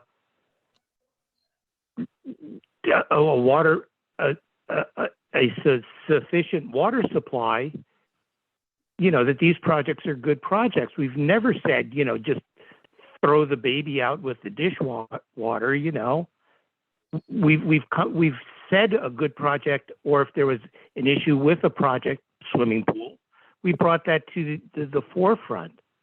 And again, once there is a sustainable water supply, we support these projects. You know, we've made that clear in all our statements. Nowhere have we not said that. So I know what you guys are saying, but you can't say one over the other. That's not fair. Okay, thank you. Sue, you are up next. Yeah, I don't know how I got muted. I shouldn't have been muted. I apologize. You weren't muted, I don't think. I Okay. was. I was trying to talk and I couldn't. I don't know how I did. But anyway, I don't know where to start with this. Now I'm totally confused. We as Locac heard presentations and decided based on what was going on that we would hold off on recommending any building until it can be proved that we have a sustainable water basin. This is an LCP regulation that no building can happen unless you have a sustainable water supply. The Coastal Commission is telling us we don't have that. They are in talks with the county now to try to work that out. But the bottom line is, you know, it was pointed out to us that we've been conserving all these years, but we're not conserving so that people can use more water.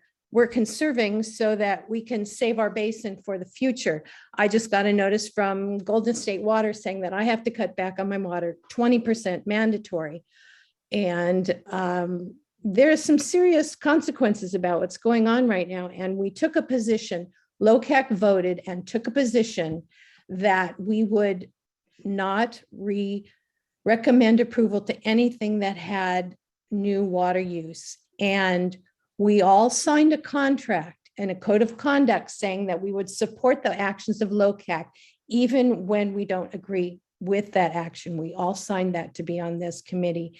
And as a point of order, we're breaking that contract. We sign with Locac every time we, as an individual council member, do not vote on these positions that Locac has made. As a group, we break our contract with Locac when we don't call attention to this fact nor give warnings for consequences.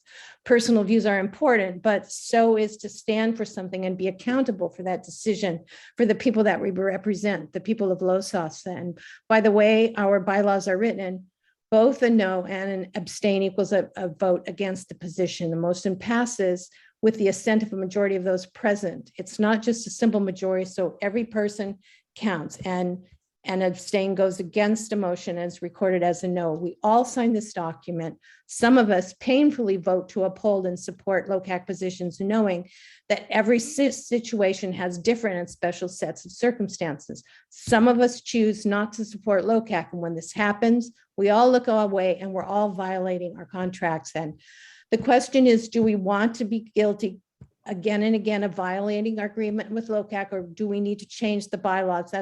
That's a whole nother question, but it's a compromise. We have made a statement to the county that we are looking out for our basin, and we need to stay by that and stick with that. Otherwise, our words are meaningless, and we have no point to exist if we keep changing our minds. All right.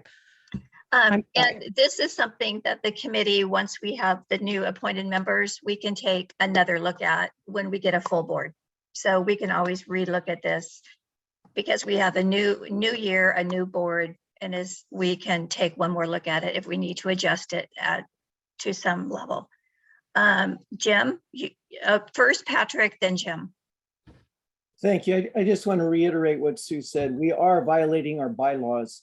So if you signed the agreement, you are agreeing with our bylaws. If you don't want to agree with our bylaws, you shouldn't have signed the agreement. You shouldn't be on the council at this point. So we have bylaws. If those bylaws need to get changed, then as Trish says, with the new board, the new council, then we can talk about that and change the bylaws however we feel fit at that time. But right now, those are our bylaws that we have, and we need to support them. Thank you. Jim, you're up. Yeah, I just not familiar with how these projects are forwarded onto the county. I know that in the past we have voted no. How much other information goes forward?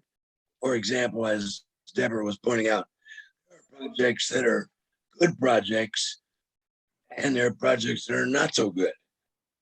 Do we give any kind of support for the good projects, even though we turn it down because of the water situation? Can I answer that, since I'm the one that write those letters, Jim? Yeah, please. I always say what the vote is, and I say what the concerns are, because you see, that's what the county wants to know. They want to know why we come, how we come about our stuff. So Good, I good, will, good. I will, when it's a specific situation, I will. I don't always do it, but in times like these, I would always say what we're discussing and why, why we feel the way we do. Project raises above the normal. It has really gone over and above in terms of tackling the water issue. It doesn't absolve us of our resolve to deny all those projects because of the lack of water. But I think somehow there needs to be recognition. This project really went above and beyond. Well, the issue. I would say 50% of the projects all have some unique, special thing that makes us or want to reach out to a person or an applicant and go against our wishes. I mean, we could have given away the farm already with the amount of stories that we've gotten. So it's a difficult situation, Jim, on any level. I agree with you completely. Yeah, and the county's going to do what the county's going to do anyway. That's So absolutely I would true. make a motion that we deny this permit because of our long-standing position. We still have And with that Kristen. kind of, We still have a few hands up, Jim, and then we'll that's do fine. it. If we can have a motion and a second, we know what we're talking about. I'll second it. I don't even know. I don't even know what the motion was. Can we deny this listen? permit? Okay. Can we listen to Kristen first, since she's on council? Thank you. You can have a motion before you listen. Well, actually, point of order, you have to, if there's a period of discussion, you do discuss and then you can call. Always. Okay. You guys are just talking about bylaws and you're talking about section 4 that LOCAC members will support the actions and decisions of the council, even if they don't personally support it, putting the interests of the community above personal interests. You cannot legislate nor expect people to vote because a previous council set a policy that they like that. That's not even legal. So I just need to point this out to you all, that you're putting a lot of pressure, saying, like, hinting that perhaps I shouldn't sit on the council because I'm working with the community that I work with, that I speak to, and I feel a certain way about something. It's my job to represent those people. So I just want to really point that out, And I just wanted to state that. And if you guys don't like that, and you cannot dictate that someone votes a certain way. So I just want to make this really clear to everyone that's confused about that part. This is not about the project. I just want to clarify. Thank you. Thank you. Okay, Jim, we have a second with Patrick. Yes, sir. Any more discussion? We have discussion coming with Lindy and then Dave. Lindy, I've asked you to unmute. Yeah, thank you. There were lots of interesting comments, but I wanted to say that as far as what Kristen was just speaking to, we had a vote on Locac, the council did, to agree with the choice that land use had come up with to put a denial based on unknowable possible damage to our not sustainable basin. I said that wrong, but anyway, that vote is what when a project comes forward, that vote should carry the weight that shows that that is what our first debt to our community is to protect our basin as it exists now. We're carrying water. I mean, we are doing so many efforts to use less, and we're being asked to use more or another 20% less.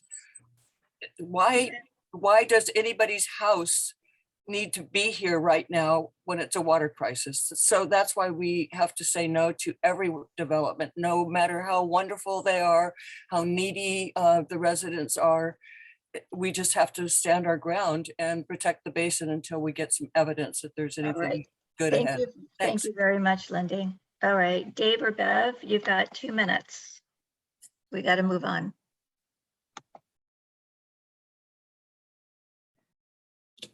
You've been asked to unmute.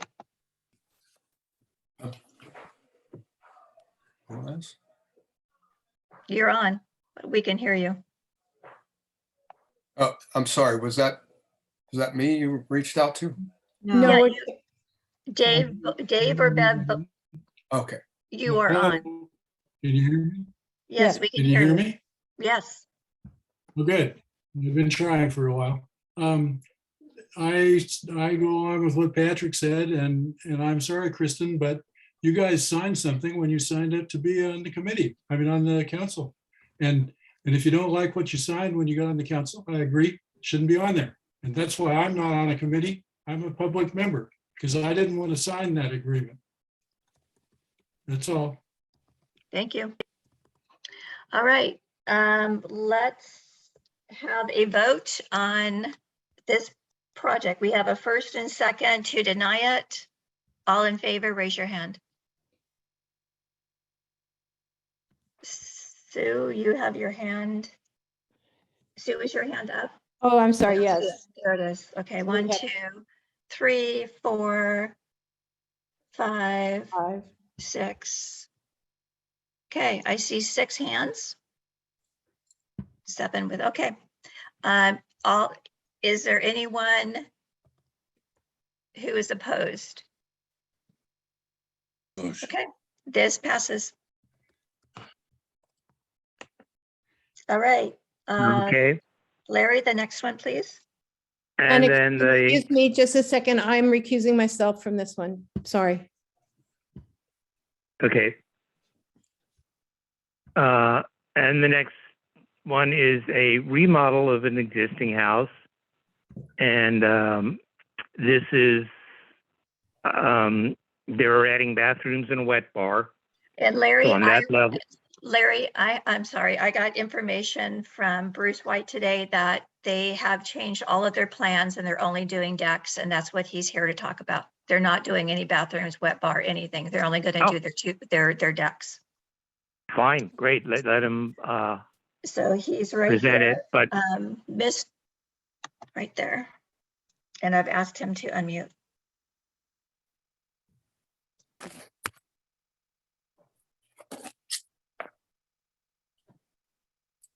Bruce, you are up. Can you hear me? Yes, we can. Yeah, I unmuted, but as long as you can hear me, that's what counts, right? Right. So that's correct. The architect is resubmitting our plans to the county, stripping everything out except the 2 decks. Okay, thank you. Any questions? Can I have a motion? I'd like to make a motion that we table this project until we see the new plans and, you know, that the county is considering approving. Then once we see those, I think we can make a choice on this project. Second. Guys, so mean. Bruce said that, I mean, I told Bruce he did not have to pay overtime today to his architect to get the plans to us tonight. That's what I'm just saying. We hold this off, you know, until he does have the plans. I'm not asking him to push it, you know, rush anything. And at his convenience, show us the new plans and we'll, you know, if there's no new water use, very good chance we'll approve this project. Can you give an approval to the project conditional upon everything but the decks being removed? Because if you don't do that, then I'm waiting another month for something that's probably gonna be approved anyway. Yes, we can do that. Yeah. Okay. Yeah. Okay, can I have a motion stating that? I would move that we approve this project for new decks only. Okay, can I have a second? I'll second that one. All in favor, raise your hand. Okay, any opposed? All right, you got your conditional approval, Mr. White. Thank you. Appreciate it. You're welcome. All right, thank you, Larry, for all of the regular business. Let's go to business items. Committee participation. Anyone new that has chosen a committee? I think everyone is on one. Anyone not on a committee and needs help choosing one? Nope. Okay. Election results. I have had 2 people in the community ask me numerous times for the results. District 1, Mr. McGibney got 98 votes. Patrick Kimball got 31 votes. And Lynette Ternotsky got 8 votes. District 2, Kristen got 15 votes and Tom Cross got 8 votes. Okay, let's go to the next item. Nominating committee schedule or closed session. I think you all know is going to be July 21st at 7 p.m. Next thing on the agenda is I want to have a discussion about recording minutes on that Zoom can transcribe versus having them in writing. And so can I have a committee discussion on that? Can I ask a question? I'm still, I can't get my. camera. You're unmuted. Yeah, what do you mean exactly? Have them transcribed, but only be a recording? I'm a little confused. Zoom can translate or not translate, can describe everything that is said tonight. So instead of having to write everything out and having different perceptions of what is said, it will just be a written, everything that is said on Zoom from the recording. So there will be printed minutes. So here, let me address the options. Okay, so as it is now, we have the Zoom recording, which we then post to the website, but we're actually out of space, so we'll have to fix that. We had a discussion via email that people were transcribing notes that took all like 12 hours, but the county really liked it, etc., where it was very, very detailed. It's literally who said what, exactly how they said it. Then we had the discussion of, do we have the truncated, like professional legal version? And all of those have strengths and weaknesses, right? So there's the legal version. When I call it the legal version, the reason I say that is, as a business person, when I do minutes, it's very important that we don't have every casual flippant thing recorded publicly because you're not thinking what you're saying and then it could be used against you. This is something that needs to be considered here. Same thing with the Zoom videos. Like there's no reason to not operate in the sunshine, but do know that if you say something flippantly, it can be used against you.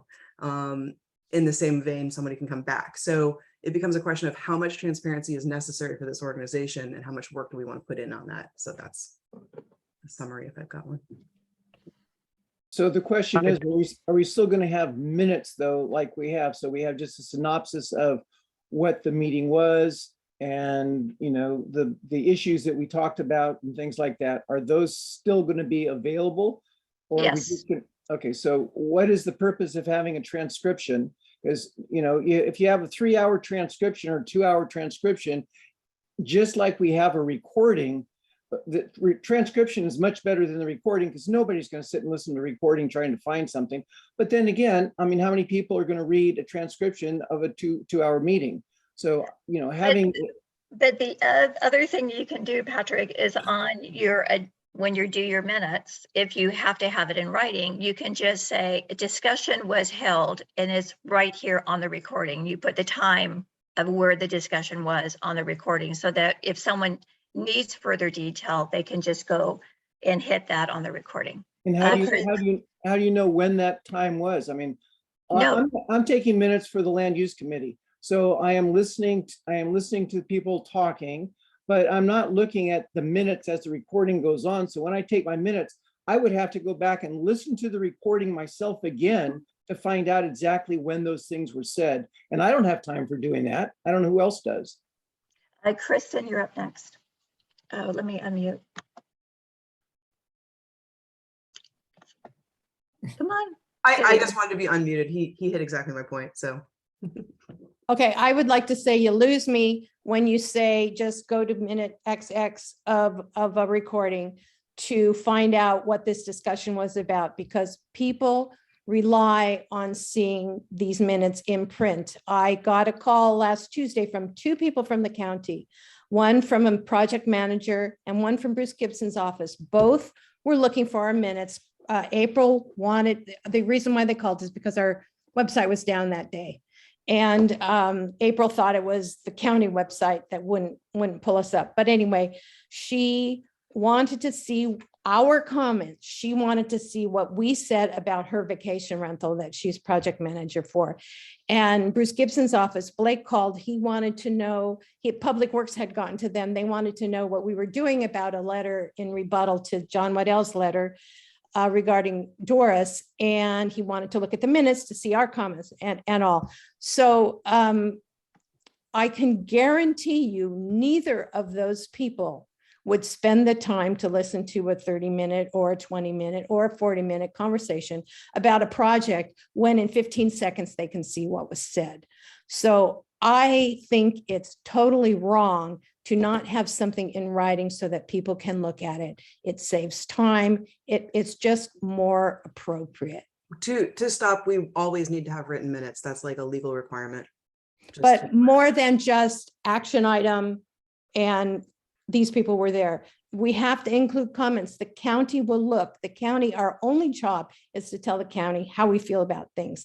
They want to look and see in our minutes. They want to see the comments that we've made so that they understand where we're at. They do not have time to listen, to find a place on a recording, even if it tells you the number, and listen to an entire conversation just to get what you can get in 3 or 4 sentences. Now, if they want to go back and furthermore just think about that, then yes, they can do that, but they're not going to do that. They said they wouldn't do that. Okay. They don't have that time. Okay. All right, thank you. Deborah, you're up. So I agree with you, Sue. We need to have the minutes. They need to be in writing. They need to be easy for people to follow. But I have a big problem, and you know what my problem is. I am frequently not accurately recorded in the minutes. This happens over and over again. And I'm trying to find a way to correct that. And Larry had presented an example of some minutes that I thought were quite fine that were done in the past, where the subject is presented and then the result was presented. you know, having a little mark saying at this point in the video, you will be able to hear that discussion. This discussion might take 5 or 10 minutes, might be well worthwhile if you wanted, if someone wanted to know what actually was said, who said what, and so forth. But unless I'm getting accurately recorded on the minutes, I'm not going to be happy. And I'm going to continue to have to come to you to correct those minutes. Okay, that's why I always send them out in case I've made mistakes. And I believe there was one time that I seriously misquoted you, and I apologize for that. I looked through it. We got it straightened out. That's why I send them around in case I make a mistake like that. You can bet I will never quote you again, so don't worry about it.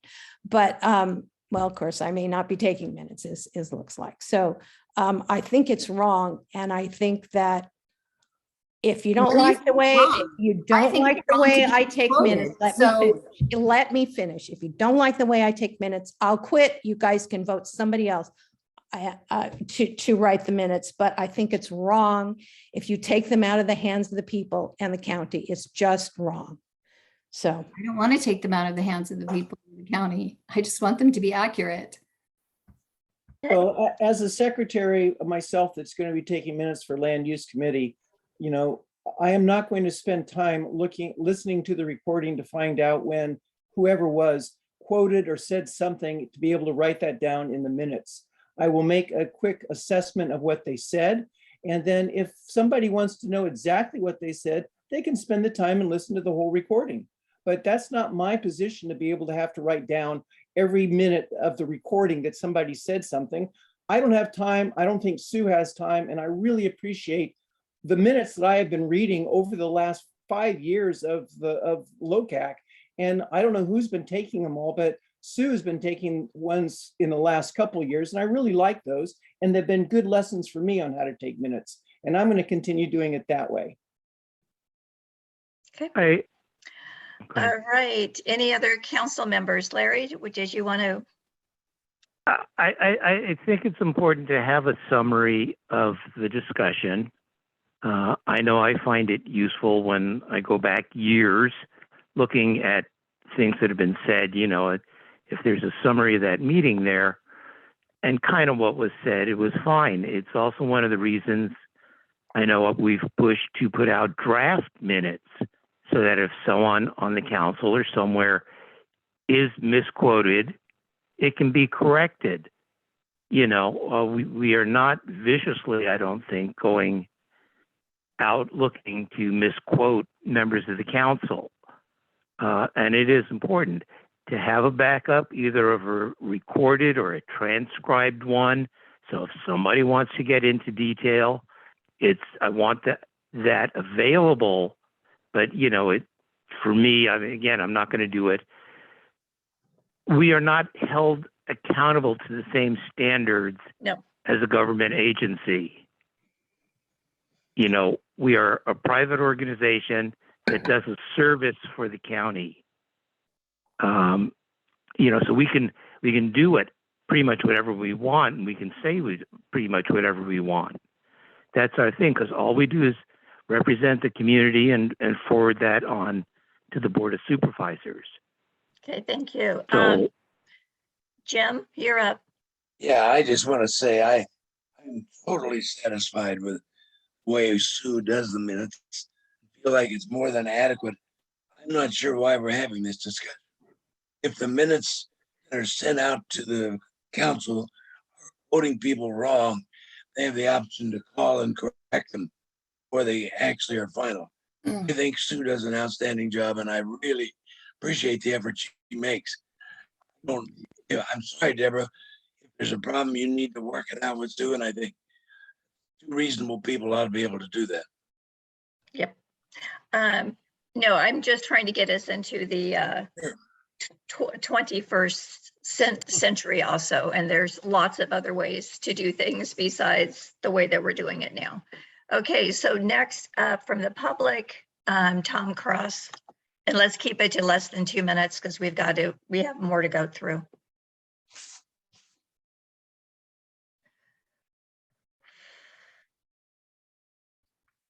I don't know what happened to him. Okay, let's go to. Okay, Becky, I see your hand, but Oh, Tom says he needs to be unmuted. well, where did he go? I don't know. I don't see him.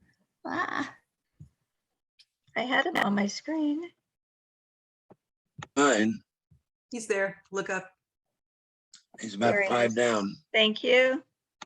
Ask to unmute. Okay, I will be brief. Most of you covered things I was going to say, but I just wanted to say that there's a reason that minutes are voted on at every meeting is so you can object to them. And two, how is it possible to condense a 20 to 30-minute conversation into 15 seconds of reading? That's all. Thank you. Thank you. All right, Bev or Dave, I've asked you to unmute. Hi, can you hear me? Yes. Hello, can you hear me? Okay, good. Yes. Yeah, if you, can you hear me? Yes. Yes, she said yes. Yes, okay, thank you. It seems to me that if there are no minutes, then that requires the person who wants to get some information out of a meeting to take their own minutes. And I don't feel as if, as a community member, I need to listen to a section of a meeting and make my own notes so that I will have what would be provided in minutes from the people who are supposed to be operating the meeting. So I'm in favor of having a set of minutes that are written. And I agree that if somebody really wants the exact detail, they can go to the recording and laboriously work their way through it. But and I don't know anything about how transcripts work or how accurate Zoom is at being able to get what people say. And I think Bev is going to say something too. Well, I think Lindy should go first. She was next. No, let's just finish right here. Bev, what do you have to say? Okay, I was going to say that if you don't have the technology to listen to the recording, a friend could print out the minutes for you. And there are some people who aren't as high tech as others, and that would be important. And I think Locac is not just to give information to the county. In my mind, Locac is really for the public. It's for us to come here and give the council input of what we're concerned with. And I think that needs to be recorded and accessible to the public as well. Thank you. You're welcome. Lindy, you're unmuted. Oh, can you hear me? Yes. Oh, I'm sorry. I wanted to say that I've had experience with doing the minutes over the years and reading many of the minutes and have argued for much more apparency to understand what the conversation was. And it's so I was wondering if the option could be to have the recorded video present and then have the transcript area provided. And does that cost a lot of extra money? And then the handwritten minutes, I think Sue's done a great job. I think Lynette helped with them. So we have fabulous minute takers, but I think having all three of them would give the best transparency. And I don't know, again, Kristen, if storage is a problem, because they should all be able to be archived and accessed without losing a chance to go back and see, things that happened. So I think all three are important. So, okay. Thanks. Thank you. Is there a way to screen share? Because I think there's a little confusion. They made a little thing to show everyone what I'm talking about. One participant can share at a time. You should be able to. It says like participant screen sharing disabled. Okay, let me try this one. Try now. Yes. Okay. All right. So you guys should be able to see my little Word doc here, but this is what I was proposing. And the thing, I'm hearing what you guys are saying, and you're like, we should be able to have all of them. All of them requires a lot of hours. So for example, right now, when Zoom records this, somehow we've got 43 gigs. Zoom only allows 5. So when we have a meeting Someone's going to have to download those minutes, upload it onto a thing, then send it over to somebody else. So if we're going to record them and keep them archived, it's just a couple extra steps for volunteers to have to do. Just saying, I might be able to auto control it, but I'm not 100% sure.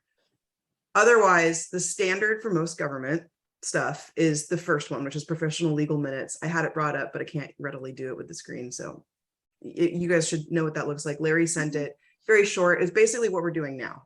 What I'm seeing with the discussion back and forth is that we have some people on the committee and in the public who really want to see like every blow by blow. And my recommendation is very much against that, just from operational standpoint. And, you know, like to Deborah's point, I think it was Deborah, or no, Sue, that like you have the county asked for something, the detail, you're 100% right. What they wanted was the action item. It's their letter. And then to the vacation rental person, everybody wants to know the detail about what they talked about them, right? Their vacation piece. And that part isn't necessarily something that we need to provide to somebody. Like, this is what everyone said. So my recommendation is number one, but you have these three options, which is number one, professional legal minutes. Number two, we'll have the transcription from Zoom, but know that it's going to be ugly because it doesn't always pick up your words. So someone has to go through and look at it all. And then, or someone's typing up blow by blow minutes. Or option three is legal minutes along with the Zoom meetings, but the Zoom recordings, like I said, just take a minute more than the regular minutes. So that's what I think the real discussion's about. Is that fair? That's fair. I still don't understand what a legal minute is. Is that just the action items and a small summary, or is it the comments? It's not the comment. I'm trying to find where, oh, I have it for Larry. Here, there it is. So this is one of the minutes that Larry brought up, and it's obviously not as cute as ours is, but it's got the specifics of what, you know, each report had said. It says that there's questions. We can improve on this a bit. I know I sent it over. There's actually like a standard of minutes for government and legal entities. But, you know, it's basically not who said what, it's just what action is going to be taken, what was said, basically. So. Okay, that unfortunately doesn't work. We had something come up a couple of weeks ago, this SAGE project that people were talking about. We all remembered that it was discussed, but we couldn't remember. So we actually found where it was and went into those minutes. And by reading the description of what happened, it became clear to everybody. We all remembered it. We remembered what was discussed. But to have to go and listen to a tape, to that 20-minute discussion, just to get that, we were able to read this and everything came back, you know, in half a minute. So I think that there has to be some sort of there has to be comments, because that's what the county wanted to hear. She knew that we were going to okay her thing. She wanted to, because I told her, she wanted to know, she wanted to see what our comments were. So we have. For me, my perspective, I hear you. My perspective is, does it matter? Why not participate in the meeting if you want to hear that? That's mine, but I hear you, if that makes sense. So. Okay. Thank you.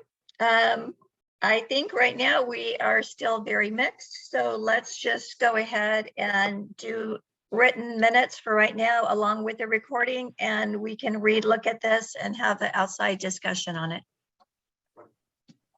All right. Thank you. Thank you. Okay, we've already talked about the budgets. The last thing on the agenda is Larry sent out a letter on vacation of land letter to Public Works Department, and Deborah sent out one. So can we have a discussion from Larry and Deborah about their letters and how we can bring those together and have something to send to the Public Works Department? I don't think I sent my letter out. No, I haven't seen it at all. I didn't see Yeah, it. I didn't see it.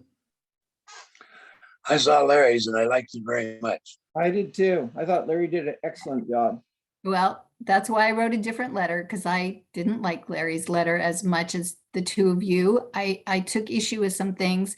So I'm just going to screen share because at last month's meeting, I said that I would work with Larry on this and that I needed to walk the property. So I just want to, you can see this, the map. Can everybody see it? Yes. Okay, great. So when I did walk with Trish and Larry to this property, this is what I discovered. Here's the subject property, right? And they're asking for this easement, which is in alignment with an easement that was already given. Here's the 40 feet that the county says is sufficient for them to do any future right-of-ways.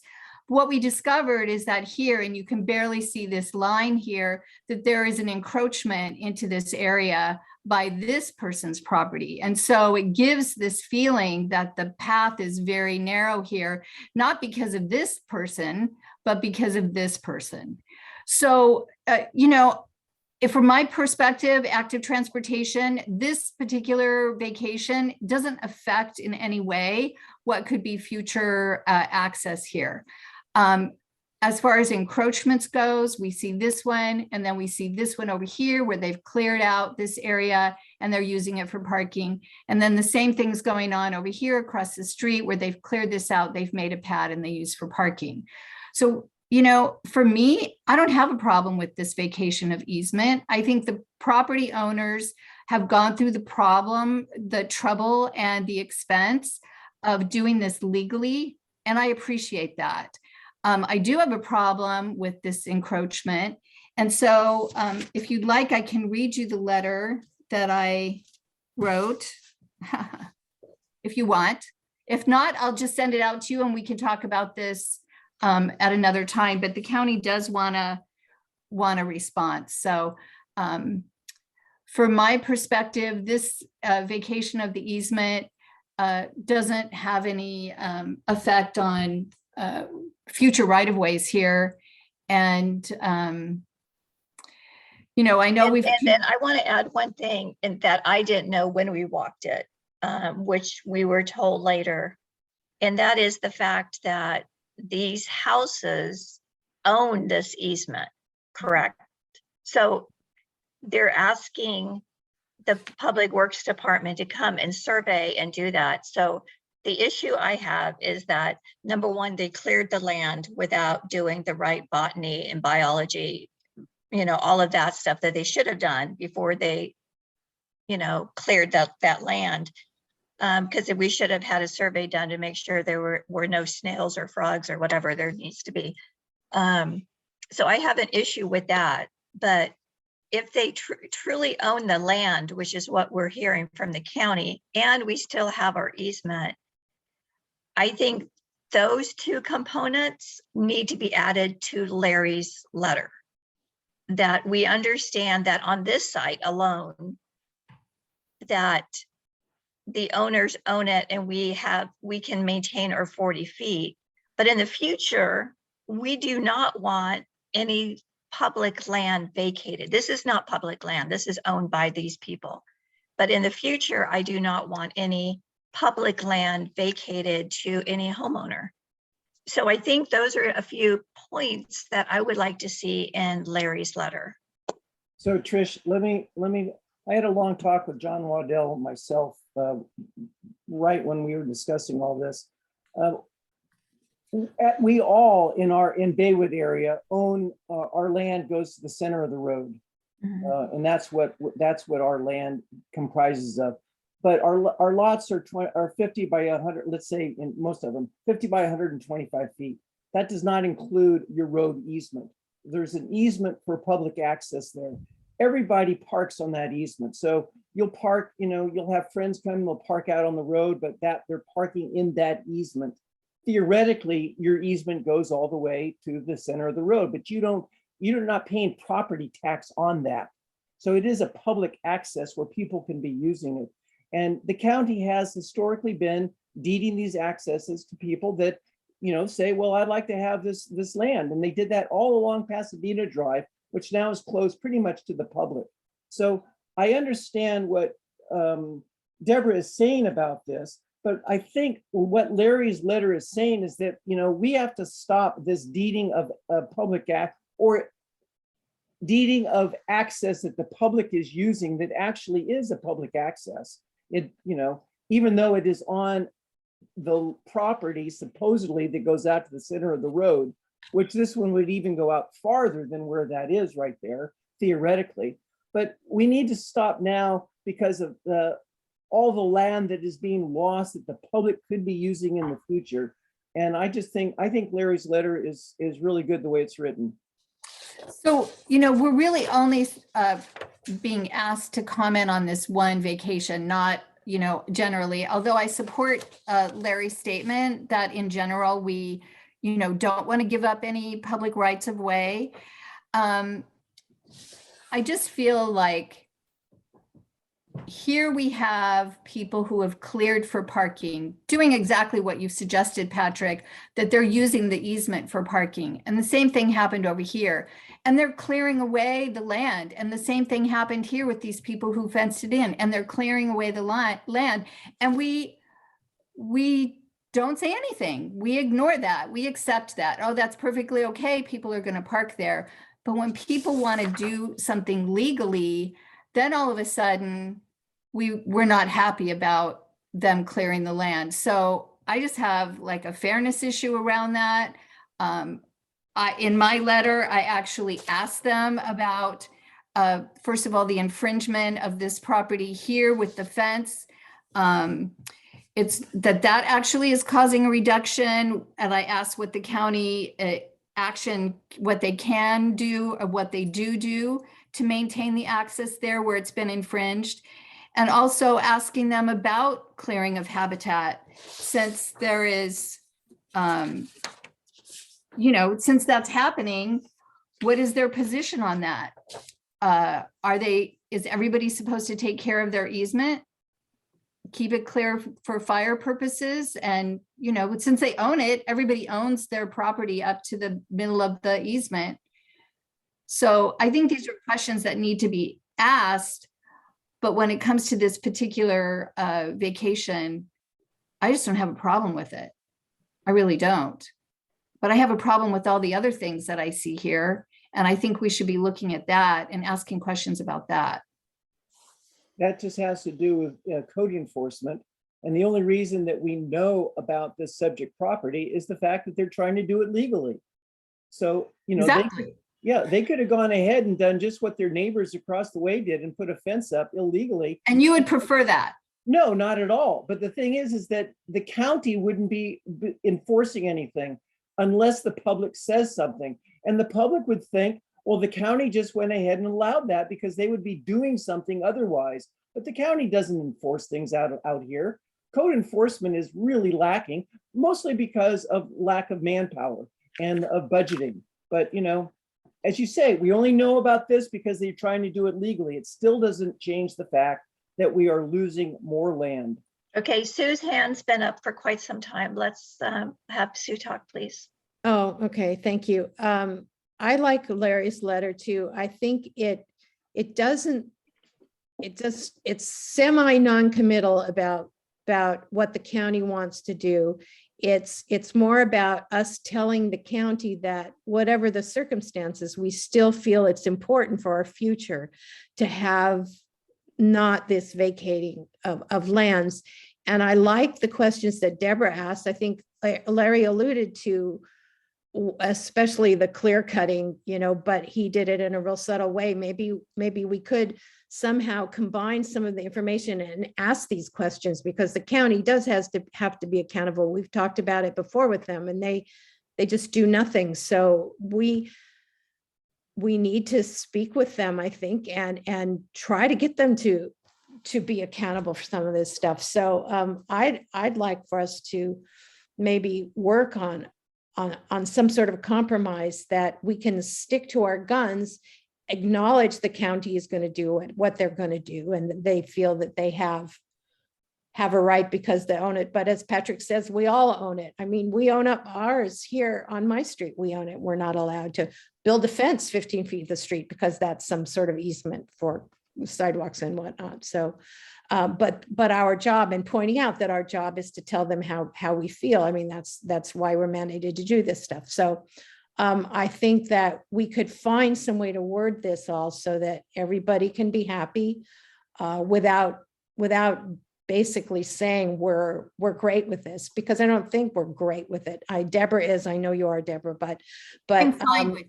I'm fine. I don't have a not problem great. with Fine. this because Okay. it doesn't impede access, which is the thing that's important to me. This picture looks a lot different than the time I was on it, because I don't see any of the green that, oh, this is, whose picture is this? This is the Because- one that came from the county with John Waddell's letter. Okay, because when I was there, this was all overgrown and you could barely see the path. And the problem is, and you have to address this with them too, they wouldn't let us fire mitigate the El Moro path because of, I don't know, habitat, snails, I don't know. They wouldn't let, I always was screaming for a year, 2 years trying to get this done. And they wouldn't allow us. So now they're telling us, we've got 40 feet or 20 feet, whatever. But if it's all overgrown, it doesn't matter because nobody's going to let us do anything to it anyway. So I think that we could come up with some wording that would maybe appease everybody and still get our point across to the county. Okay, so how about if we get Deborah, Larry, Sue and I together, and we get a letter out that we try to combine all of our thoughts into one letter so that we can get that out. Everyone in agreement with that? Absolutely. Okay. Can I Over it. just go on record with the email that I sent that I am not opposed to ceding county land with the fact that everything that's happening here causes a lot of good things for the community that does take it over. And if we can do it legally and pay taxes on it, it's good for us too. So okay, I do want to state that because I definitely disagree with us generally not supporting it when we're not able to do anything with it now. Okay. Thank you. Sounds good. Okay, we will take this back and get a letter put together. So can we unshare the screen? Oh, yes, I'm sorry. How's that? Better? Thank you. Sue, you talked already, right? Yes, I did. Oh, I'm sorry. Oh, No, shit. no, that's fine. I'm just trying, now that I've got the screen, I'm just kind of trying to go down. Lindy, I'm going to ask you to unmute, but keep it to 1 minute or less, please. Okay, I'll try to be brief. I think partially what we are asking for is a bigger discussion about where we go in the future with these. I kind of agree with Deborah that lot, but they broke a lot of rules and that's not acceptable. By clearing it and by moving forward, and when I saw it, there were no cars parked there. It was a nice piece of open space, but it is neglected. I think the neighboring property ought to be able to be noticed and bring their fence in the next year or so that 40-foot pathway is available to the public. And thank you. But the bigger discussion is what we do as these come forward more. All right. Thank you very much. Dave and Bev, I've asked you to unmute. You're unmuted. Thank 1 you. minute or less. Okay, and I think the point of Larry's letter, I mean, I haven't read it, but I get the idea of what he's talking about. And that is that we ought not to be giving away land that is available to the public. And that's exactly what happened on Los Osos Valley Road, which is in the way, as Deborah mentioned, of our ever being able to have the most logical route that would go from Palisades down to Doris. And that would be a road that would actually, or a pathway for bicycles and pedestrians that would actually run all that way. Instead, because of land that was given away by the county years ago, there's going to have to be a jog up to Woodland or Manzanita or whatever street it is to the south. And nobody's going to follow that route. And so most of that pathway is going to be useless if the vast amount of money that's spent to build it is ever spent. Thanks. Thank you. All right, all hands are down. Any other discussions from council members? I move we adjourn. I agree. I second that. We are now adjourned at 9:39. Oh, absurd. Thank you, guys. My kids didn't ruin it. No, your kids were awesome. And my dogs only barked. ruined it a little bit. Nah, it was festive. Not bad, not bad. Yay, Bye, bye, guys. everyone.